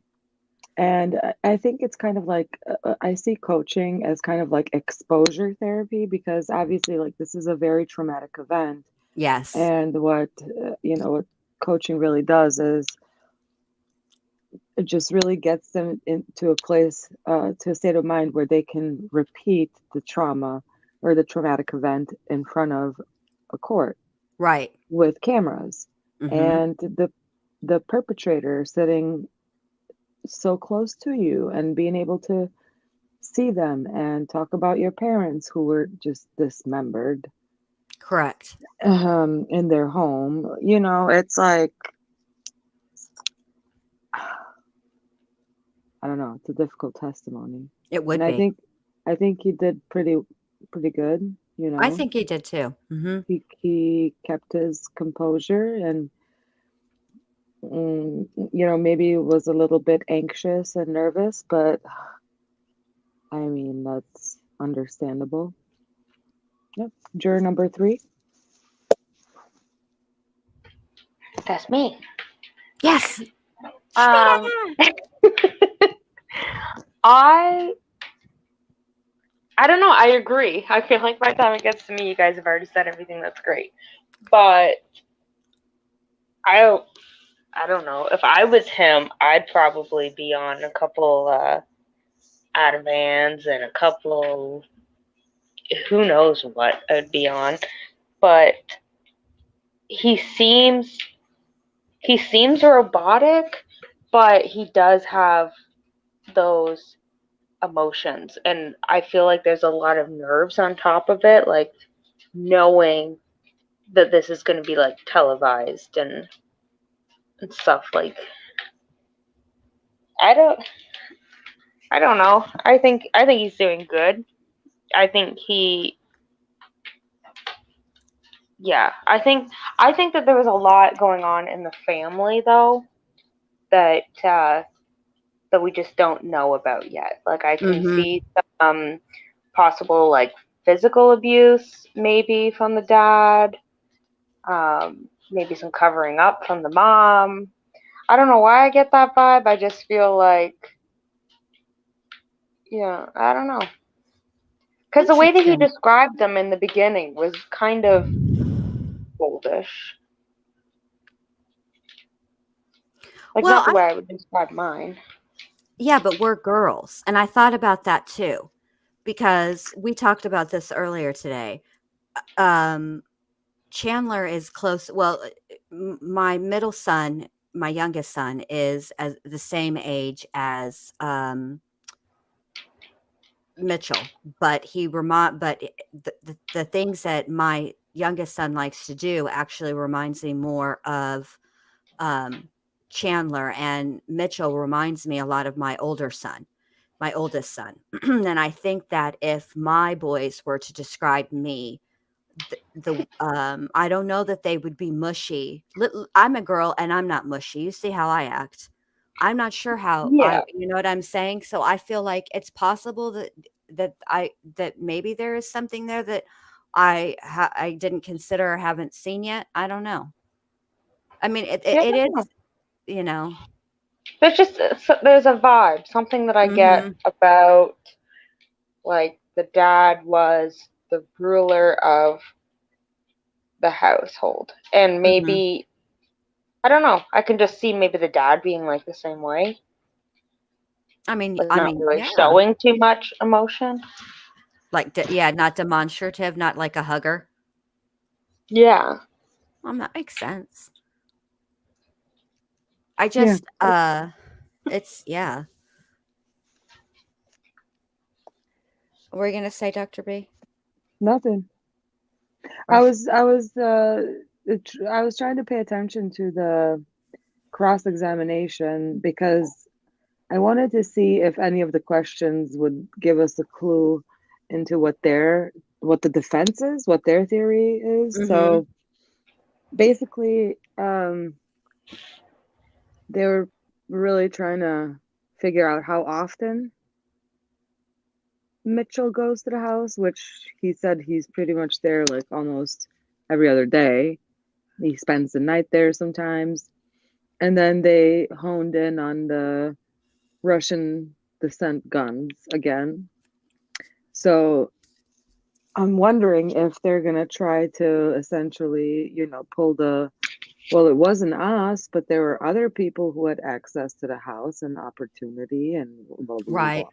blah. Right. Hey, Seth. So just trying to listen to the cross examination to It's see, like, what the hell are they even gonna.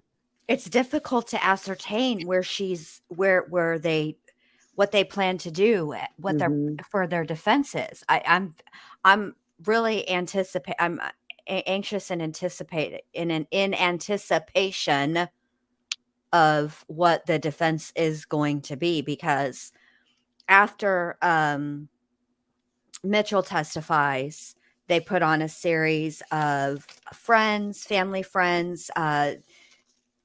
One of the people they put on the stand is a coworker of Krista, but he and his wife have known Krista since like junior high. And his wife and Krista Halderson were best friends for like 39 years. And then they put his daughters on the stand, Haley and Hannah, the twins, and they are 25. They're Mitchell's age. And when Haley testified, I found her to be very believable and credible. And when Hannah testified, Haley was more a matter of a fact, like as the way that the events played out, because they went to the house on the 7th. Their intention was to cook dinner for Chandler, and then the detectives and everything were there. And there's this odd exchange with a conversation between the three of them when they're sitting at the dining room table, where Chandler tells Haley and Hannah that you don't have to give your phone over to the police. You can take screenshots and send that, and that's enough. That's all they need. Which both girls testified to that being odd. But Hannah's testimony was far, far more emotional, I thought, and she really she really was uncomfortable the entire time she was in the home with Chandler. What do you girls think? Juror number 3. I'm going to ask you first, since what was it? Yeah. No, I agree with you. I agree with you. Yeah, put me up next. Doesn't seem to help anything. You big silly. She was super emotional, though. She took, you know, Yeah. and bless her little heart, she got all kinds of off track. It kind of reminded me, like, if I were to be testifying. When I'm talking to you guys, that's one thing, but like having to actually lay out a story, sometimes, well, you guys know how I am. You're familiar with my brand. I get off into the weeds, and this bless her little heart, she did too. What do you think, juror numero dos?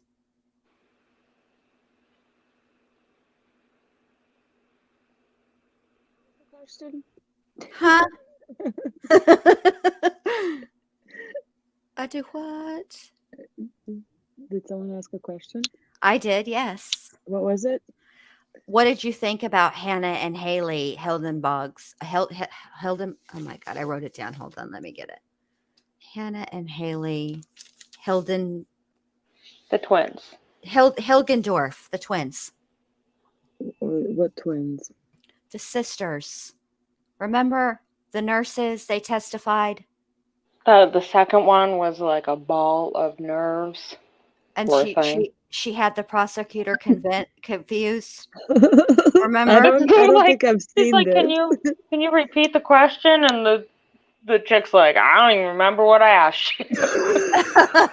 Let's just start fresh. That's what she said. Let's just start fresh. Oh, I missed the twins. Yes, Dorothy, you can be juror number 4. If you watch this trial, you can come up here and give your thoughts, of course. Yeah. This is the whole intention of this. But okay, so juror number 4, who's supposed to be watching all of the testimony, didn't get to watch the hill. And juror number 1 can't even remember their names to save her life.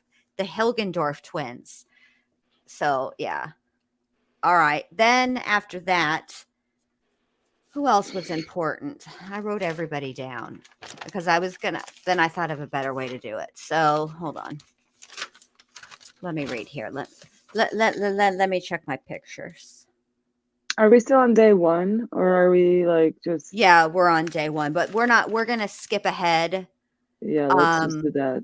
Most everybody who were friends, family, and neighbors. That's the next batch of people that testified. All of them basically said the same things. They did not know the Krista and Bart to be drinkers. They did not know them to be gamblers. In fact, quite a few of their close friends said that it would be out of the norm for Bart in particular, due to his CPA background, to gamble.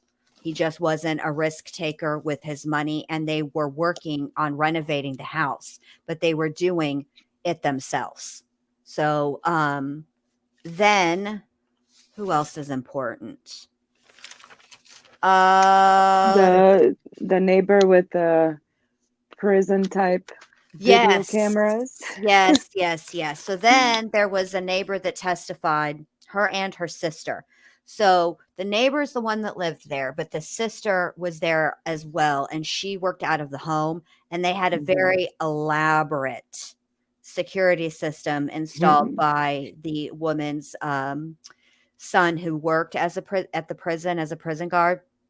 And they got a lot of footage, and there was like hours and hours and hours of this footage of people coming and going from the house, but it was only one vehicle that was going, and it was always Chandler's vehicle. And then so that was it for day 1. But then on day 2, right? Was it day 2 that the girlfriend's mother? Yeah. Right? Let me think. No, that's day number 3. Let me see who is important on day number 2. Just bear with me, please. Oh, day number 2 is when the twins testified. That's right. And then that was the day with all the footage and everything. Okay, so now we're up to day 3.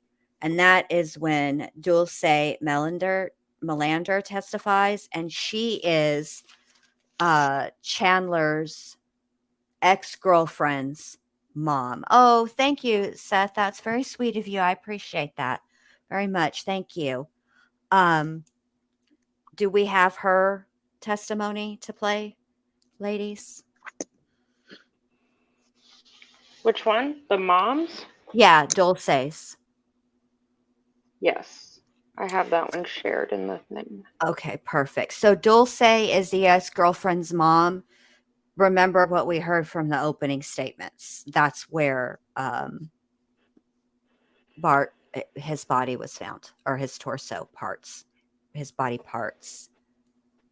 Oh, Max, I got a lot of thoughts about Miss Dulce. We're going to get to it. Promise. I can't wait. Objection. Sustained. Overruled. Although I have to say, speaking of objections, I did notice sometimes when the prosecution really walked the line of leading, and there were no objections. I just want to point that out because leading is an irritation of mine. You're not allowed to lead when you're if it's your witness. You can only lead on cross. Why are you laughing, Dr. B? Because you know how I feel I'm about laughing. I'm sorry. I'm laughing because I remembered what you said about Dulce earlier. that. Oh, yeah.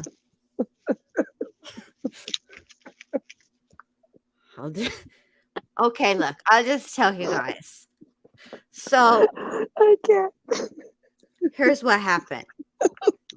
So whenever Dulce was testifying, the defense objected a few times, and bless her little heart, as every time there would be an objection, first of all, Objection. she would jump. Who? Huh? What? What? Bless her. What happened? Every time. What happened? What? What No, do I do? no. It was, yeah, it was. She was just too cute. I Yeah, know. but to bless her little. Oh, thank you, Mrs. O. I appreciate that. Very sweet of you. Thank you so much. Thank you, Miss O. But she jumped. I've never seen anybody in the witness stand jump. So I just thought that was interesting. Who? What? Huh? Okay, and then let me tell you what else happened because there's some more. So that I'll just go through the whole conversation I had with the girls. Okay, and then what happened was then her partner Crescent was testifying next, AKA Cress. aka Cress. Okay, but while the testimony was happening, I was working on the Pamela Smart video and I wasn't looking at the TV. So I'm only hearing Dulce talking about this person swimming topless. Okay.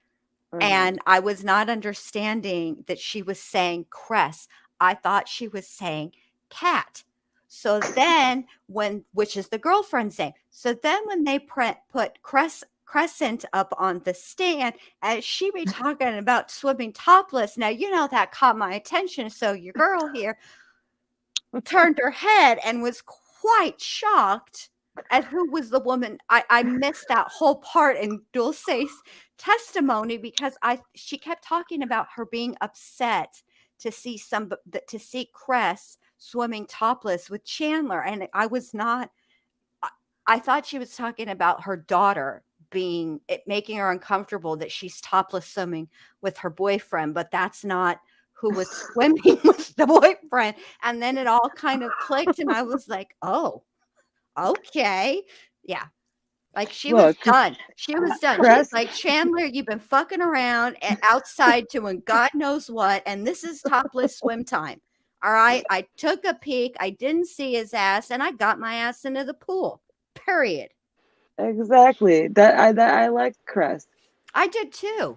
Cress is like straight to the point. Yeah. You always know where you're at with Cress. Right. She doesn't beat around the bush. She tells you like it is.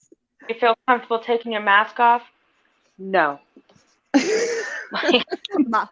I'll take my top off, but my mask, hell no.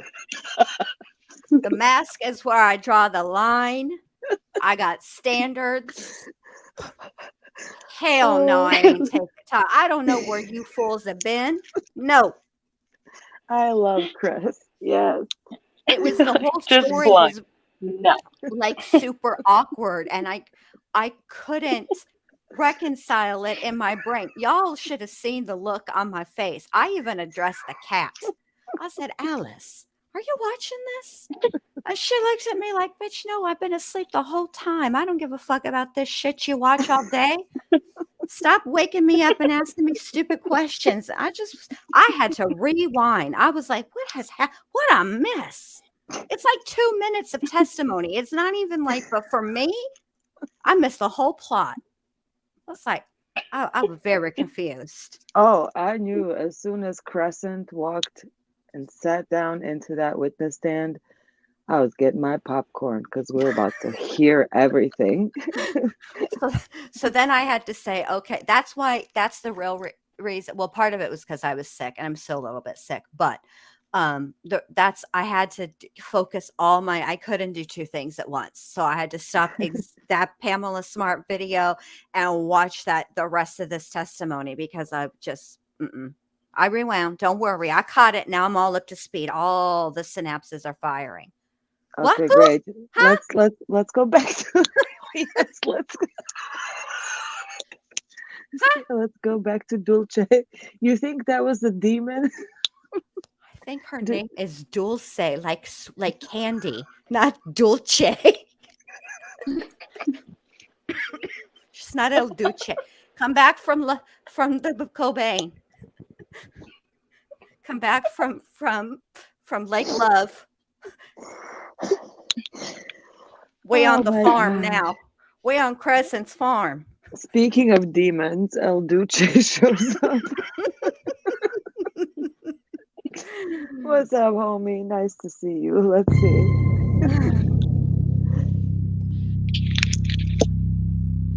Oh. Come on, girl. We need to put her on a half speed because that's even better. Yeah. Now see this lady in the mask here behind the computer? Oh, crap. What was that? She's the swearing in person. Oh, that's what we're getting to. Surviving. Yeah. Go to Shmita has it up. All the trial footage. Shmita's putting it up on her Not channel. all of it. Well, the ones my we laptop cover. took a caca. I So really don't know how to make this speed up. Go where it says the 3 little dots, I think. Well, oh crap. There is nothing there Because other than a problem. Uh-oh. Yeah, well, you know what? Let's just keep it. But okay, this lady is where the witnesses get sworn in, and then right over here, stop it. Right over here, that's where what's his name is at, Chandler. So see how close they are. That's all I wanted to point out. Okay. Oh, I thought you were gonna. Okay, let's go. No, there wasn't anything actually important. I just wanted to show the people. Show the people. Here we go with channel 3000. Was that Milo? yes. It had to be because Nestor's 9 nights.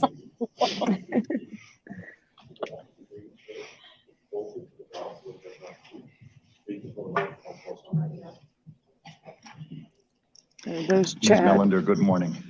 Good morning. Thank you. I have to ask you two questions. First, I didn't hear myself. I don't know if the court reporter heard. Did you say yes to the oath that you swore?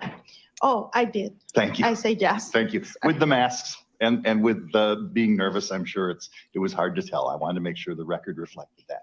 Secondly, you just took off your mask. Are you comfortable, and do you think you can safely and responsibly testify without wearing a mask? I just feel like they won't hear me then. Yes, Max. I appreciate that. And if you can do so, if you're okay being unmasked, we will all, except for whoever's asked. Okay, this is Chazzy Spazzy's girlfriend's mom. So this would have been his future Mother-in-law. Yes, I almost said wife-in-law, but then I started buffering. Okay, so Dorothy, if a witness says no, they let them testify with their mask on. They just make them scooch like directly up to the mic, like they're eating the mic. Yeah. asking questions. Good night, beyond Amy. mask, Thanks for so we have stopping that in, layer babe. of Good night, protection. Amy. If that's We will all be right here with you, tomorrow. please proceed without your mask on. And I'll remask myself, as I'm not going to do any more talking. Attorney Brown. All right. Thank Good you, morning. Momo. What we're going to start with is I'm going to have you tell us your name and spell it out because the court reporter is writing everything down. My Not name with is a Dulce. pencil. Dulce Mellander, and Dulce Mellenter. See, it's almost El Dulce, Duce. do you have a daughter named Catherine? Yes, I do. And does she go by the name Kat? Yes. And Almost. for a while, back last year and maybe a little before, was Kat dating someone named Chandler Halderson? Yes. And you got to know Chandler Halderson pretty well yourself, didn't you? Yes. Yes. Approximately, and it's okay if it's just kind of a range, how long do you think your daughter was dating Chandler? Around 2 years. Okay. And you would see Chandler pretty frequently? Yeah, kind of, yes. Okay. So there's this thing we're going to do now where the judge in 1 second is going to have everyone that is wearing a mask take them off just briefly. That's over here. And I'm going to ask you, do you see Chandler in the courtroom? So wait 1 second. I would ask if everyone who's not in the jury Dulce. box. Dulce. She reminds me of my mom. Dulce. Señora, por favor. Cálmate. Cálmate. Chingado. Todo es bien.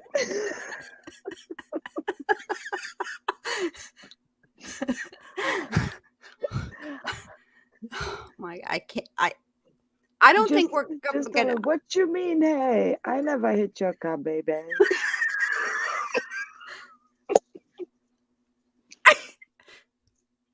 Okay, but here's the deal, Max. She may be a nurse, okay? Pero you are not telling her nada about her mask. She should be, as a nurse, she should be better at listening, putting her listening ears on and the following directions.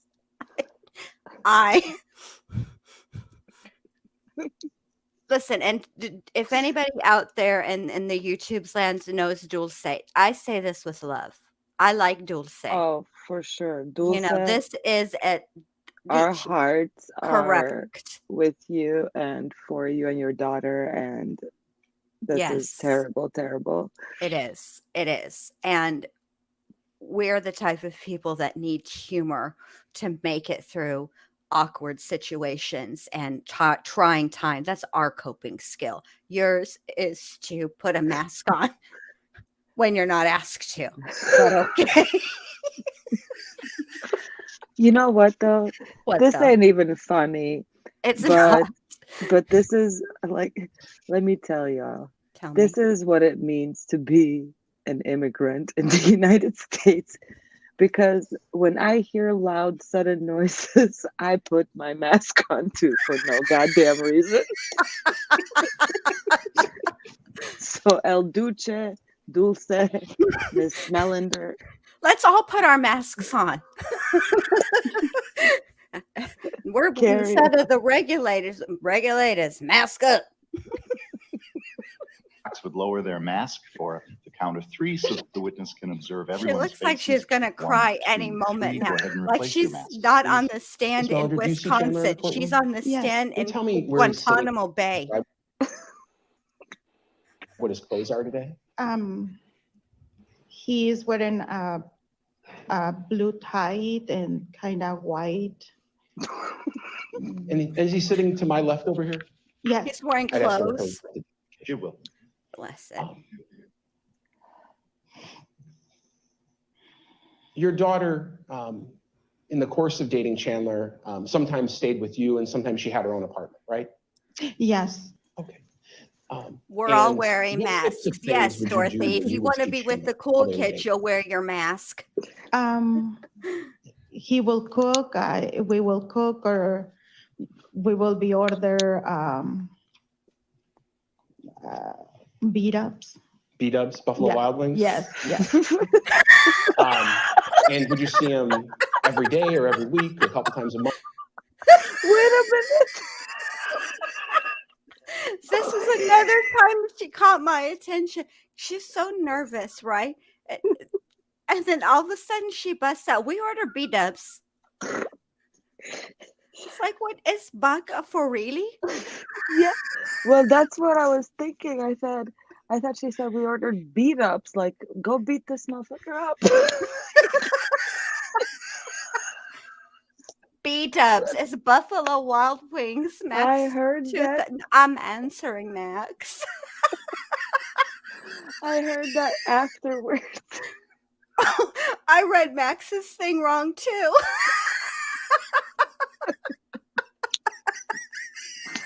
Oh my god, I can't. All right, sweetie Dulce. Month. Are you normal? Oh, Here comes Dorothy. No. repeat the question again. How often would you see him? Often when Catherine wasn't home, yes. Oh my god. Were you aware from Chandler if he had a job back in 2021 before all this happened? He was working at what is the name of that? Can you give me a second? Yes. Um, You have to. he was working at the swimming. Good I night, think it was a Seth. Thanks for DNR or coming. yeah. Do you know what he was doing for them? Well, he's a Good good night, swimmer, Seth. so he wasn't called to, I don't know, to rescue, to see something on the waters. I really, but it was something with the DNR, I remember. He would get called to. What? The DNR, the do not resuscitate. I mean, I think she got that part right, but okay. She's just really reminding me of my mom right to now. Bless rescues her. and things. I Did have anyone some, else pack your bag for you at the airport? My mom. Yes, yes. at any time was your luggage left unattended? Yes, yes. What did we learn from that, Baka? Where did we come from? A place of when answering questions from the government. No. Correct.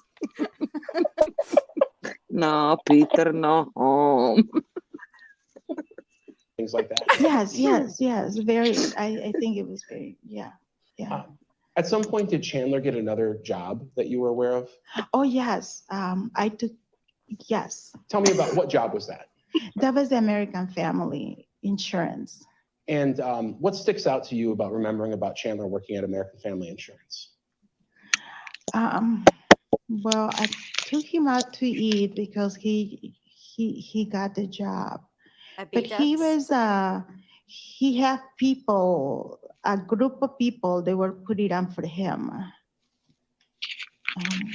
Yes. So you took him out to eat when he got the job? Yes. Where did you go to eat? Oh, Mexican Rositas. He likes the tacos. And was Do you this kind like of the a tacos, celebratory Dulce? dinner? Did people dress up and things like that? She didn't seem Yeah, impressed. he was dressed up really nice. And did Mr. Halderson or did Chandler tell you about the job that he was getting at American Family Insurance? Briefly. It was something about computers. You know, he's a computer guy. And he was dating your daughter at this time? Oh, yeah. Were you happy that your daughter's boyfriend had a job? Yes. Was that important to you? Objection. Yes. Overruled. The answer can stand. What did that mean? No, it was all legal.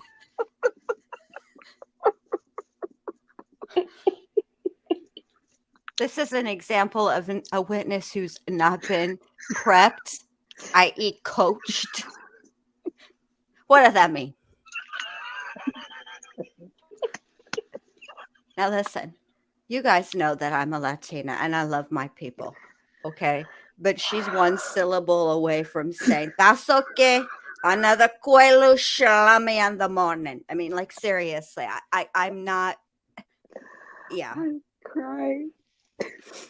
Bless her little heart. I do think that I'm going to say this. I kind of think she's accentuating the accent a little bit. Because let me just say this. There's words that she's using that I'm just going to leave it at that. He Brief. never worked anywhere criminality. Like he had no job whatsoever. He was never a diver. He was never a family insurance. He was never in SpaceX. He was never in school. Nothing. He did nothing but play video games for like the entire quarantine. But was Correct. telling everybody that he was in school working like 4 jobs. Yes. And think of his resume, his LinkedIn, like that GIF from SpongeBob. Imagination. Just like that. It's all lies. Yeah. Okay, I need to hear this again. What does that mean? Nonsense. We'll just. What did that mean? No, it was all. What did that mean? No, it was all legal nonsense. We'll just. It's all right. So after the time you take him out to celebrate getting the American Family job, you get Mexican food. Did Chandler ever talk to you much about his job at American Family Insurance? Yeah, he was working at home. That's about it. Did you know anything about exactly what he was doing? Yes, computers. Did you know? Yeah, sounds even legitter. I think it was just computers and also I think it was just computers. Thinking That's back my to favorite legal nonsense. Dinner where you were celebrating him getting the job at American Family. If you had to give us kind of an approximate time, do you know when that was? He was shooting shots.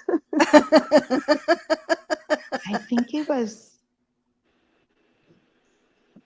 afternoon, mid-afternoon maybe. I don't quite remember. What time of the year? Oh. Do you know if it was in the spring? Do you remember it all? It's okay if you don't. No, I don't remember. Who all went to that dinner? Just him and I. Oh, okay. You two together. Oh, okay. Yes. I asked him to meet me there. Whose idea was it to go out? Mine. And because he had gotten the job? Yes. And you paid for dinner, I would imagine? Yes. Yes. You'll say you want to So buy other me than dinner knowing at he worked on some B-Dubs? computer stuff and for American Family, did you know anything else about that job, really? It was about computers. Well, he wanted to do the solar panels, but I don't know. I don't know. The American Family was getting him for the solar panels, but I know he was very good in computers. Was Chandler around this time, was he going to school anywhere while he was working at American Family?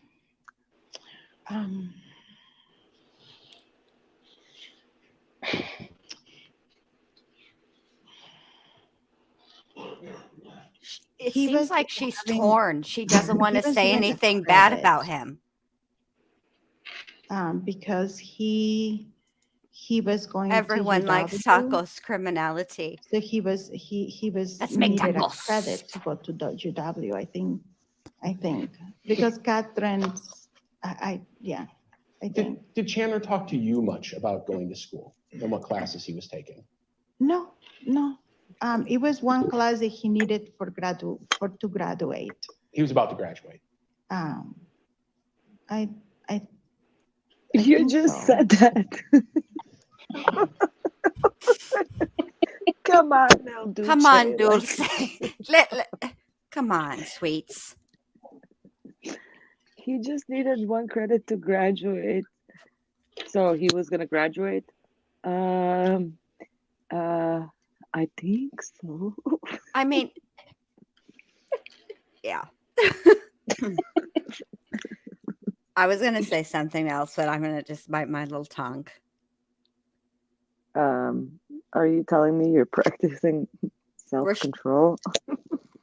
It's the restraint. Little restraint is what I am practicing. I said I was going to be 7% better in 2022. This is part of the 7%.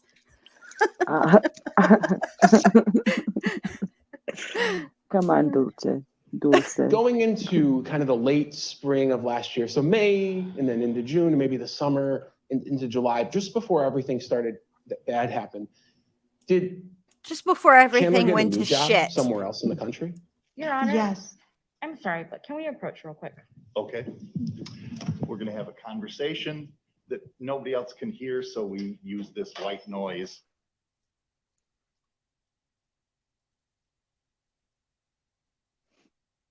What does that mean?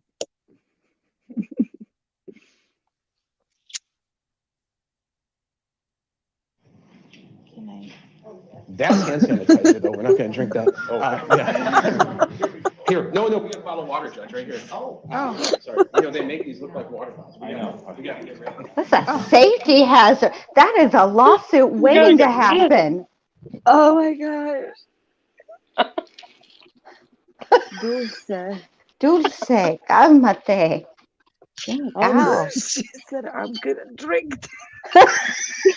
Can we please please, let's see this, please. Look at this.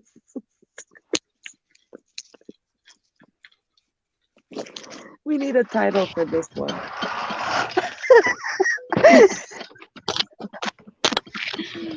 YOLO.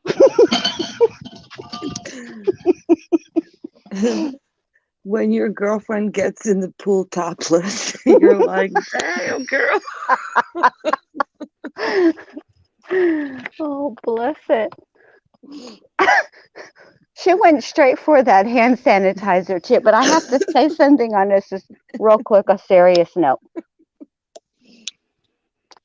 Don't drink hand sanitizer. Well, that obviously we don't condone the hand sanitizer challenge. Okay, it's not going to be a new tickety talk thing. Okay, let's not make it a thing. No on the tickety talks. Okay, that lawyer that interrupted with, "Excuse me, Your Honor." Okay, ma'am. We're in the middle of a trial. He's questioning a witness on the stand. That's not the time or the place. Lord Jesus. A meaner judge would have been pissed. She's like, I'd rather drink this motherfucking hand sanitizer than be up on this stand. Oh my Can God. we actually, you know what that face is? Can we be done? That's what that face is. Can we be done? Oh my gosh. This is the face my mom makes when we get a letter from the government. They're concerned about some questions. That's what I answered say. recently. That's what I say. Can we be done now?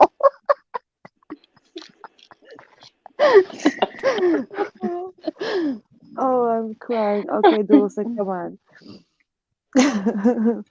She's going to be testifying for 27 minutes. It's going to take us 4 hours later.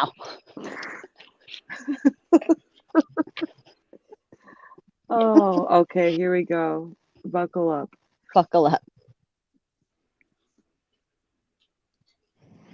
Can I? That's hand sanitizer. Though. We're not going to drink that. Yeah. Here, no, we have a bottle of water, Judge, right here. Oh. You know, they make these look like water bottles. We got to get rid of it.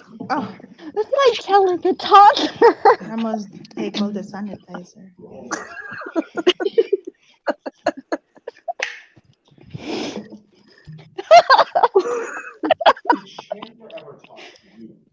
That's what I used to tell my kids. No, that's caca.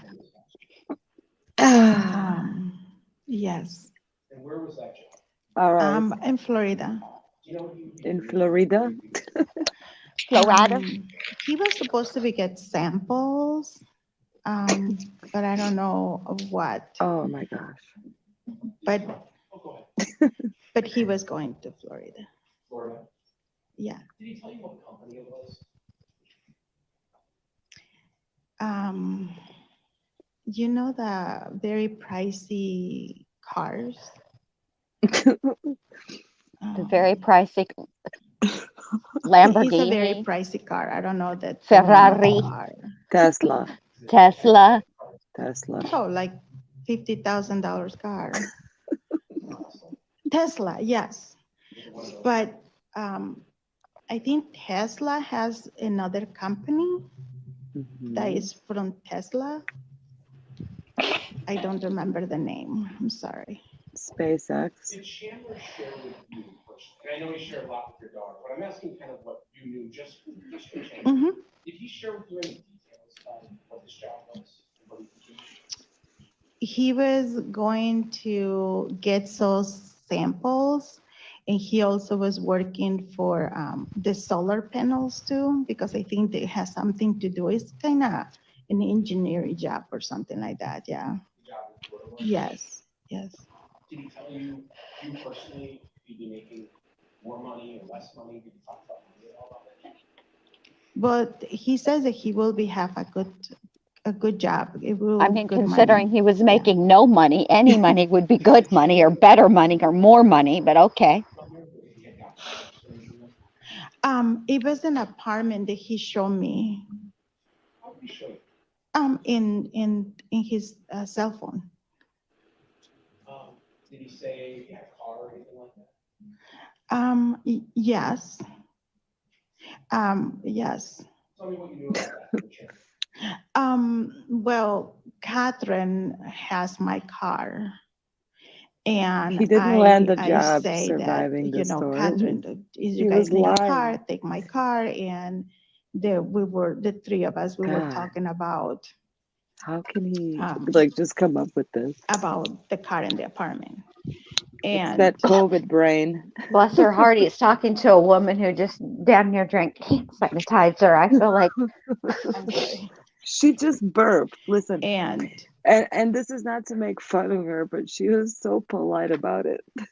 Here it comes. She's like, "Oh shit, I can't hold this one back." unlike Robert Durst, who doesn't give a rat's fat kneecap, no coots at she's a all. good burp. Um, So she took and her mask out and burped he into it. he says Bless these cars over there, they are very cheap because older people they're kind of they don't drive anymore, or they're past, and then they have cars in there. So he was ordering the car, and I say that I will sign my car for them can sell it and then can buy maybe 2 cars. Oh, and then Aw. I he know, was saying, she's so oh, sweet. I will take care of it. She mentioned your daughter. Was your daughter going to go to Chandler before what we did? Yes. And did Chandler talk to you about that? About having Catherine go with him? Well, The listen, day that he brought Catherine home because she have an injury in her back, He's not wrong, he Mama. did. well, He I mean, basically let's asked be, me. the governor refers Yeah. to our state as God's waiting room. And not just like in casual conversations, like in actual whole ass press conferences about important things. Just so you know, we ain't fucking around down here in Florida. We let you know right up front. What did you think about I was very worried. Why? She's my only daughter. Oh, jeez. I was uncertain. You're uncertain. Totally pulls on my Yes. heartstrings. Yeah. I'm going to start asking you questions about kind of the 4th of July week. Okay? You remember the 4th of July weekend last year? Oh, yes. Yes.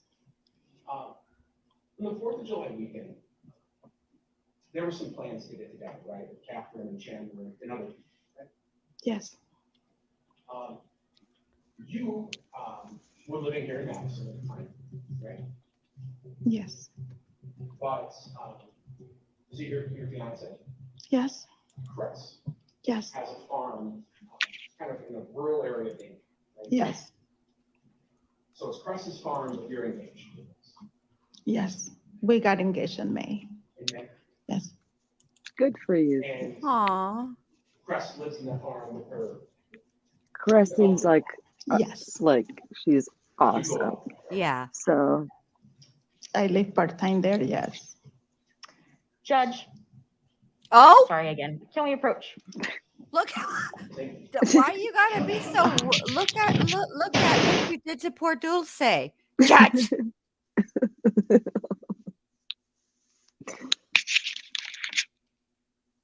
that hand sanitizer bottle was bigger Yeah. than the little eye drops they gave her. Yeah. Are these the samples you were talking Yeah, about earlier? This is a for sample really, of water. for really.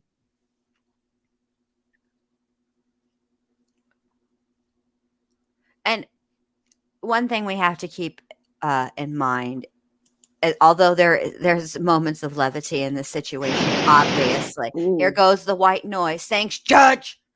So tell me about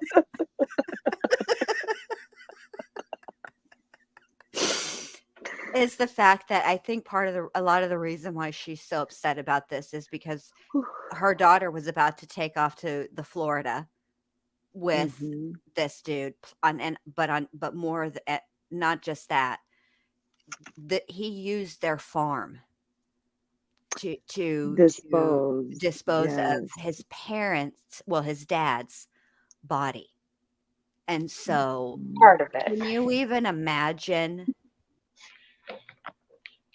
I just,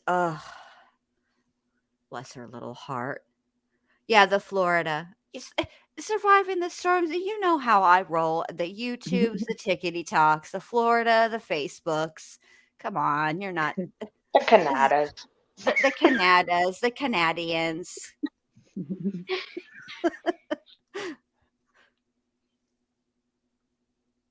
what the plan was on the 4th of July. Well, we have a swimming pool, and we ask if they want to swim, they can swim, or just The eat. swimming pool is And popping. yeah. Where were you going to have this get together? Oh, at the farm. Yeah. Can you tell the jury a little bit about what does it look like? Do I have to face them? But do pull the microphone a little bit closer because the fans seem fairly noisy right now. Go ahead. Not Ohioans. It's like not a stepmom, paradise. It's Canadians peaceful. from Canada. It's green. Yeah, nothing about. I don't got no beef with no Ohioans. Oh. And it's flowers that you don't see.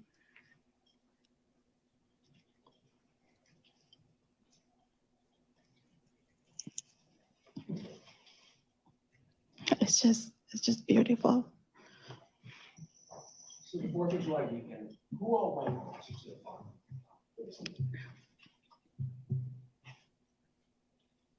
Chandler, Catherine, James, one of James' friend, Chris, Michael, and Papa, and me. Did Chandler talk at all at the 4th of July about? Well, Dorothy, the worst part is the property isn't even it's not something that has monetary value. It's a property that belongs to Cress's father, who is now in his 90s. And so it's more of a sentimental slash, it's your kind of legacy. Mm-hmm. And he ruined completely tainted it. Yeah. Forever. She doesn't even want to look at the pictures of it. So sad. I know. Having suffered any sort of injuries, head injuries, or things of that sort? I beg your pardon? Sure. Did Chandler ever tell you around that time about suffering any sort of concussion or head injury? Oh, we knew. I knew that he had a concussion. Yeah, he fell. And was Chandler acting the same or differently than usual on the 4th of July? He was kind of okay, quiet. But yeah, he was sitting at the table with the other kids. So What types of things did you do that day? we ate, and we were waiting that the kids will be going and use the pool, and then went and used the pool actually. Just happy that the kids weren't home. The kids used the pool? Yeah. Did Chandler- Catherine and James' friend used the pool. Yes. I don't know if Chandler got I'm into glad the you're pool, back, but I Dorothy. think Chandler always was cleaning the debris. Yeah. Cleaning the pool? Yeah. Yeah.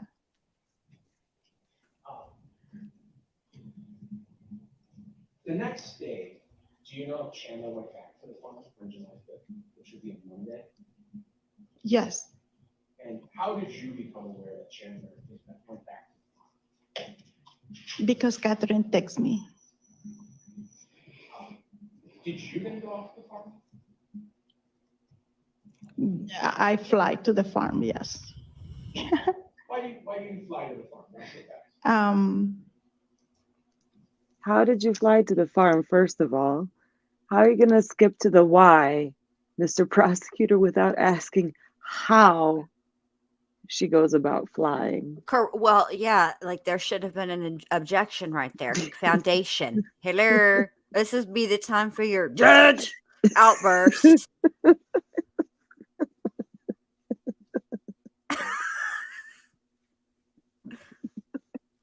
I mean, Sidebar, please. yeah.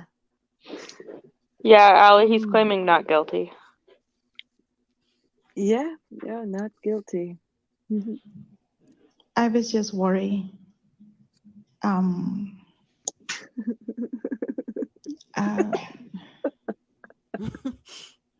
Mo. Can I have 1 minute? Sure, Dulce. Okay, Mo said he fell down 5 steps and declared he would need a colostomy bag and drilling in his head. Looky here, Chandler. I went to the hospital 4 times, and guess what? They took a whole human being out of my body. That's more than 5 steps, sir. Needing a colostomy. You know what doesn't make sense either is they keep talking about this concussion. And what's causing this tingling? Where's I know. I went back to read that too. It was hilarious. It's getting highlighted.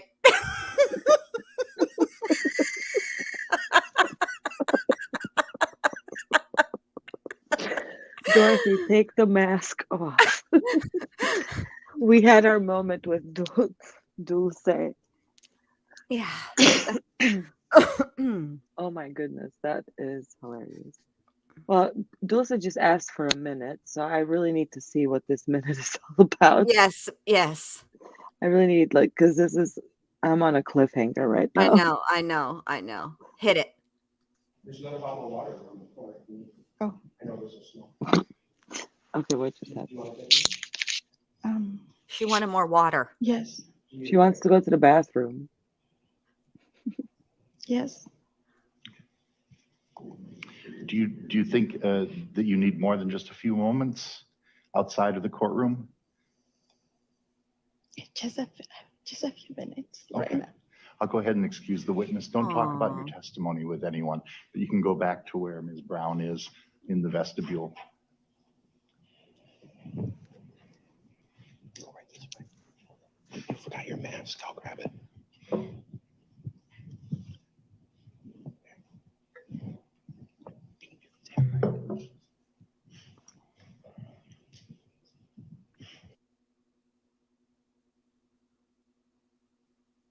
Like to be with just no tub. Sure. In the pool.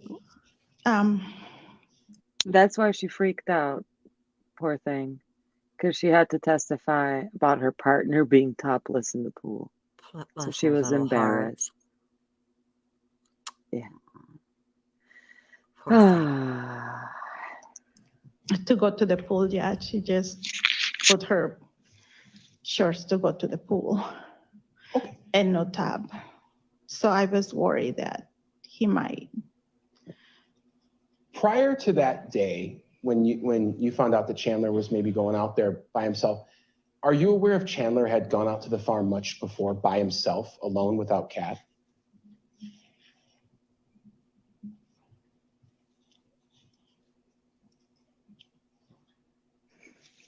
He put his The better glasses question on is, for do you know if good. Chandler usually went out there by himself? Oh, no. No, Chandler will never go to the farm without Catherine. So this would have been the first time that you're aware of? Yes. So you drive out to the farm. You flew out there, I think you said. Yes, because I was worried that Chandler will have the shock of his life seeing my partner. When you get there, I don't know do you how talk I to your missed partner, this Chris? part. This is very self-explanatory, you know. When Get I the got shock there, of his life, it was you know. Chandler and Chris talking on the porch. You know what they were talking about? Did you overhear it?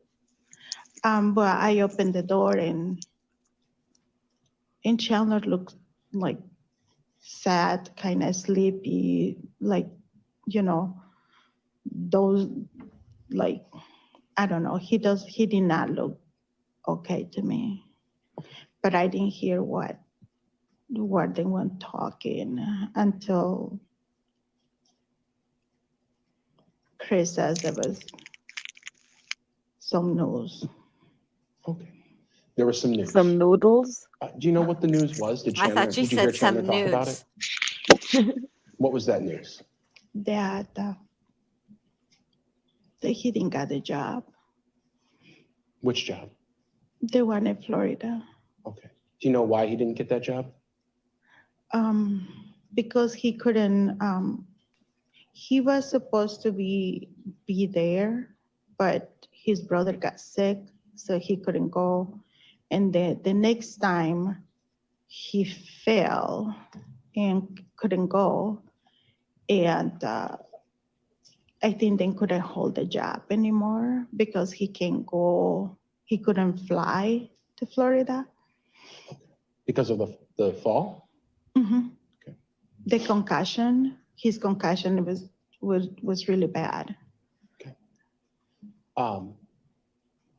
What did Chandler ask to do, or what happened next at the farm? Well, we were very supportive. We were like, you know, he lost a good job, and I was worried about him putting on money for the apartment, and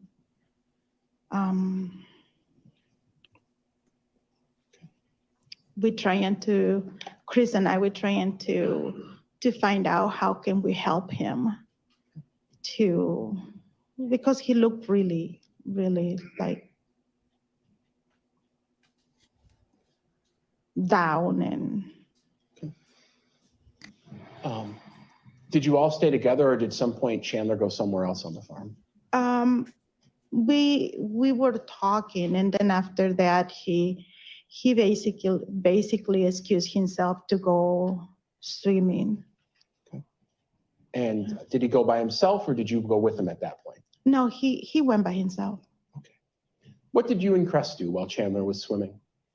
We were trying to figure it out how to help them, how to help him. He just got a concussion. I was very upset with Krista because why she wasn't to taking him that day. He has a doctor's appointment. You thought his mom should have been there? Yeah. So we were talking about as a mom, I was very upset with his mom. How long, at some point, did you go down to the pool to check on Chandler with with Chris? Yeah, I was asking Chris to what we're gonna have for dinner. I bring chicken, and she was very upset. And it was a while. How long do you think it was before you went down to check on Chandler at the pool? I don't know, probably half an hour maybe, or a little bit longer, because I don't know. I'm sorry. That's okay. But Did you go alone, or did you and Chris go together? no, we got together. Oh yeah, of course. And how did you get down to that area? We use I think after his little car. arrest, criminality. Where we mowed the lawn. A lawnmower? Yeah, lawnmower. So I basically inherited the lawnmower that Papa used to use, and so we, like a two grannies going. You were both on the lawnmower? Yes. Okay. Yeah. And did you drive down toward the pool? Can we hear Cress tell this story, please? Yeah. I mean, I think we've heard from her. Yeah. Right? We can go to Cress for a little bit. Yeah, because it's getting pretty long, and I'm like, me too. I also want to tell everybody that Dr. B and I will be on tomorrow afternoon, right? To do the interrogation video of him. yes. Yeah. So be sure to subscribe and ring the bell for notifications so you know when we're about to go live with his interrogation. Okay. Now I think we're going to do Cress because we like Cress. Yeah, we're going to let Cress tell the story. Dee, dee, doo, doo, dee, doo. I think criminality. Everybody believed him. So let me say this. So he reported his parents missing July 7th. And I'm thinking, but they haven't really talked about it, or else I missed it. I feel like he was arrested like fairly quickly. Like when the girlfriend broke up with him. Oh, so July 1st is when prosecution believed that the murder took place. July 1st, between 3 and 5 p.m. And then he went into like an elaborate cleanup session and whatever. She's asking about the breakup, babe, not the crime. When did the girlfriend break up with him? Oh, well, after their arrest. Right. That's what I'm asking. When was he arrested? Because I remember he reported I was getting there. Oh, yeah. Sorry. I apologize. Judge. Yeah. Judge. Yes, I'm getting there. That's what I was doing, a run I'm so through sorry. the timeline. Okay, run through the timeline. I'll be quiet. So the murder took place on the 1st of July, and then he did a whole bunch of stuff for a whole week. And then on the 7th of July, he reported them missing. On the 8th, he was arrested. So they did a quicker turnaround than in the Chris Watts case. So that's the timeline. Judge.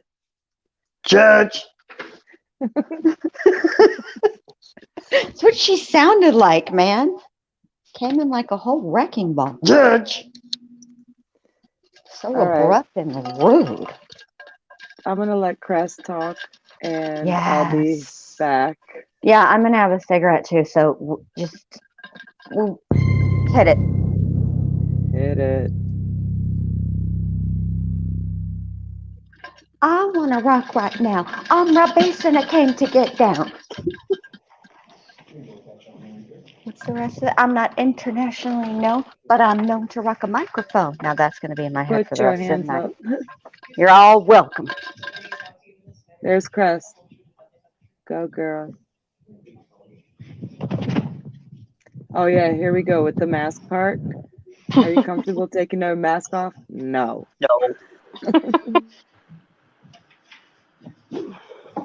Good morning. Morning. If you believe you can do so safely and responsibly, testifying without a mask would be our preference. Would that be something you could feel that you could do today? No. All right. If you prefer to maintain your mask, I understand. Pull the microphone much closer because it does. Okay, Cress is the Dulce's Dulce. fiance. Yeah, she's Dulce's fiance. And she was topless that day. This is why Dulce needed a couple of minutes. And now we get to hear from Cress and her actual She owns the her farm. side. Yeah, her side of the story. Look at Schmida being all serious. She owns the Does farm. muffle our sound naturally. Okay. And if I have trouble hearing you and I'm really close to you, I'll ask you to do even closer just so everybody who's a little further away can hear. And as you can hear, the blowers are on this morning, so it muffles sound a little bit. Thank you. Okay. Please proceed, Attorney Raymond. Thank you. Could you please state your full name, both first and last for the record, and then spell both your first and last name? Crescent Lasai, CRESENT L''SAI. And Ms. Lasai, do you know somebody by the name of Dulce Mellander? Yes, I do. How do you know her? She's my girlfriend. Okay. And does she refer to you often as Cress? Yes, everyone mostly does. And you Okay. can as well. And do you know somebody by the name of Catherine Mellander? Yes, I do. How do you know her? I know her through Dulce. She's her daughter. And through Catherine or Kat, did you become acquainted with somebody by the name of Chandler Halderson? Yes. And I'd ask, the judge will probably ask everyone to remove their masks besides you and the jury. But could you see Mr. Halderson Chandler in the courtroom today? Yes, I do. As you look at the faces, Can you- I'll ask everyone. I just not in want the to jury say this box real to lower quick their because mask I and then noticed it too, replace but their now mask, that please. criminality has pointed it Go out, ahead and answer the question then I if you know I'm would. not hallucinating. Could you just let us know where Cress he's seated and perhaps the employs color the of his shirt? Dorothy No, mask he's sitting over hole across the room over method. there. He's got a blue tie on. Okay, I'd ask the record to reflect that the witness has identified the defendant. It shall. What sort of relationship did you have with Chandler in June or so of 2021? This year? Yes. Well, Last year technically because it's January, but yes. true, yeah. Well, I didn't spend a whole lot of time with Chandler. To know him through Catherine mostly. Most Sure. of the times I saw him were either get-togethers or through her. Okay. And roughly, where do you live? In Cottage Grove, in the Okay. town. In a rural part of Cottage Grove? Yes. And just while I approach you, I'm gonna put my mask on. Thank you. Nobody's ever complained I was quiet. I'm gonna show you what's been marked and received as Exhibit 57. Is this an overhead picture of your property in Cottage Grove? Yes, it is. Okay. So your house, you can barely see the roof right there. Is that correct? That's correct. It's in the wooded area. Okay. And that's like the top half, almost right in the middle of Exhibit 57. And this is a barn or a shed? Yeah, it's an old tobacco shed. Okay. And right here, this is a pool? Yes, Okay.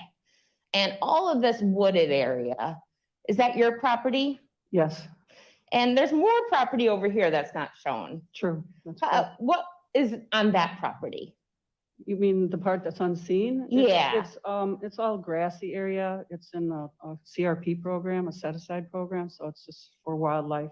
So it's like wildflowers. Some people might describe it as like a briar, like little bushes. Yeah, there's actually wild raspberries and things that can grow in there, right?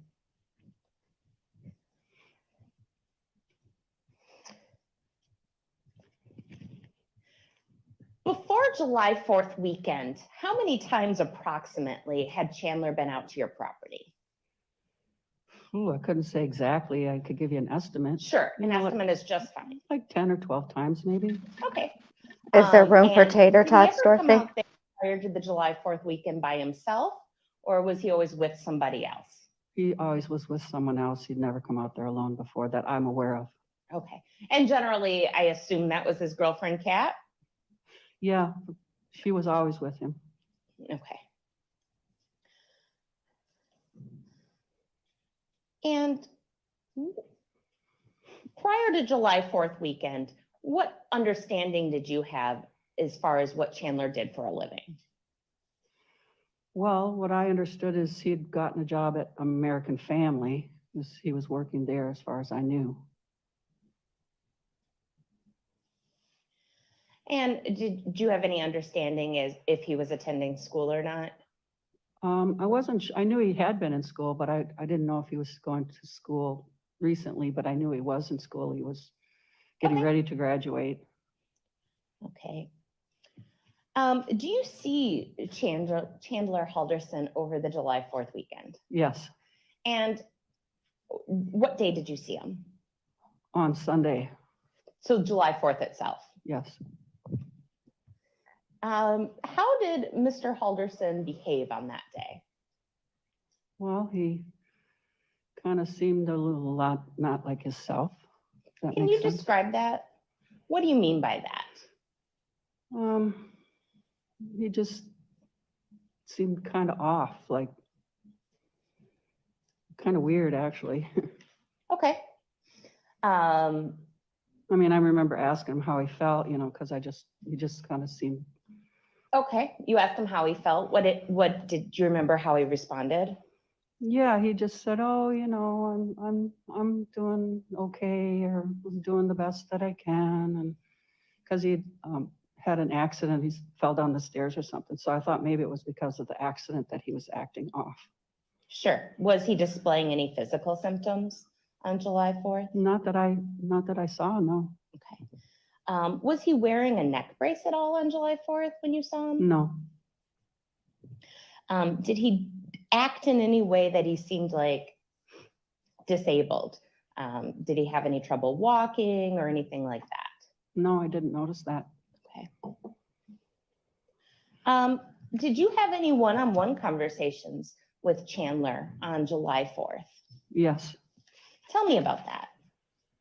Well, shortly after he was done eating, the kids were sitting at the table in my family room, and they'd gotten up, and I was kind of walking towards the kitchen, and he approached me and asked me if he could have my phone number, my personal phone number, because he wanted to know if he could come and use the pool. Okay. Did you give him your number? Yeah, I gave him my cell number, and I also gave him my landline. Okay. Because I don't always answer my cell phone, and I don't have voicemail on my cell phone. Okay. Did you guys have any further discussion on that day? I don't recall. Okay.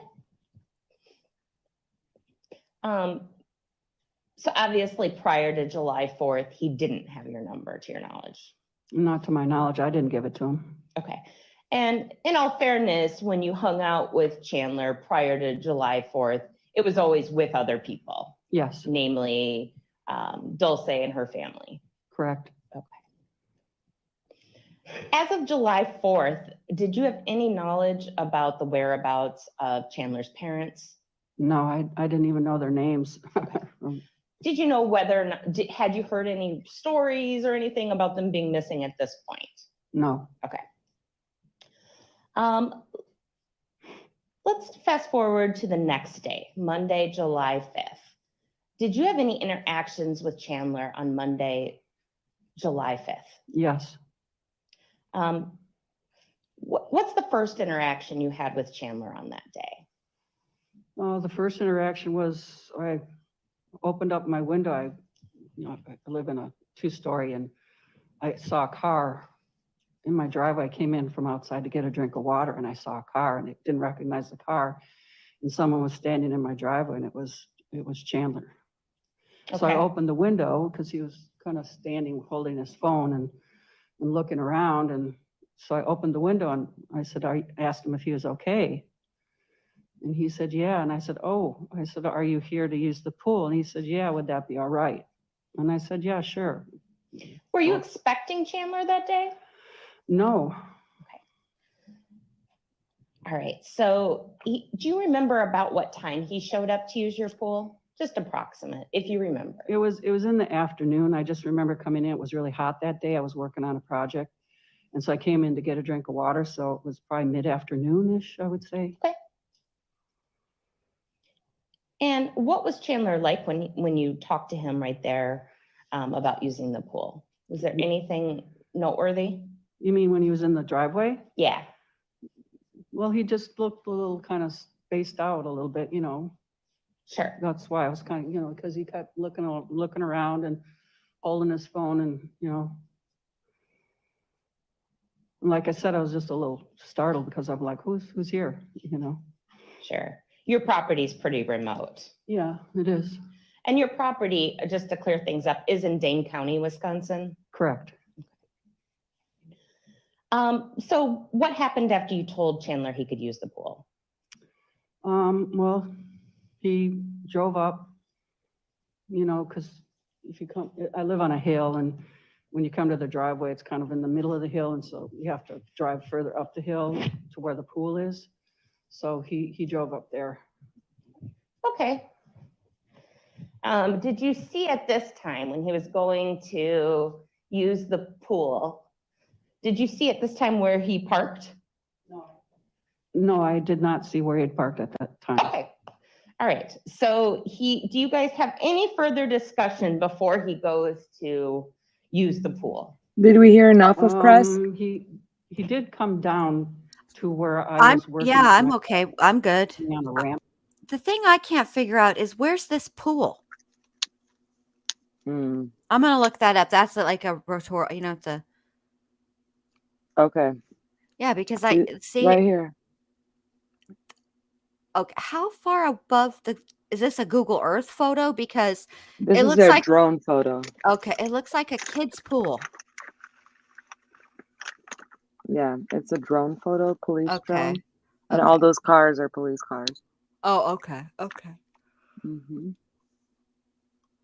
Wow. July 5th, criminality. And 4th. But this date the testimony she's talking about when he came by unannounced and all that business was on the 5th of July.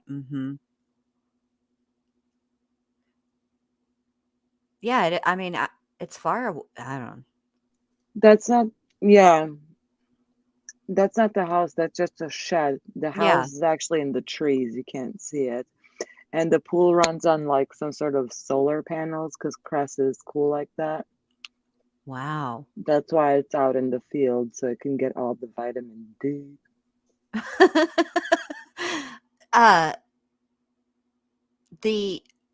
They don't know, or they haven't said yet when they think the murders actually took place. They think they did. It was July 1st. I was just gonna say, What? Judge. I Judge. think they July think 1st. it's July 1st. Yeah. Yeah. Because there's after this day, which are on what, day number 3, day number 4. Is it day number 4? I don't know. One of these days, either the second or third day of testimony, one of the Dade County Sheriff's officers, one of the detectives, did what they call proof of life search, where they like get the bank records and stuff like that. And they determined that there wasn't anything done by either Bart or Krista after the 1st.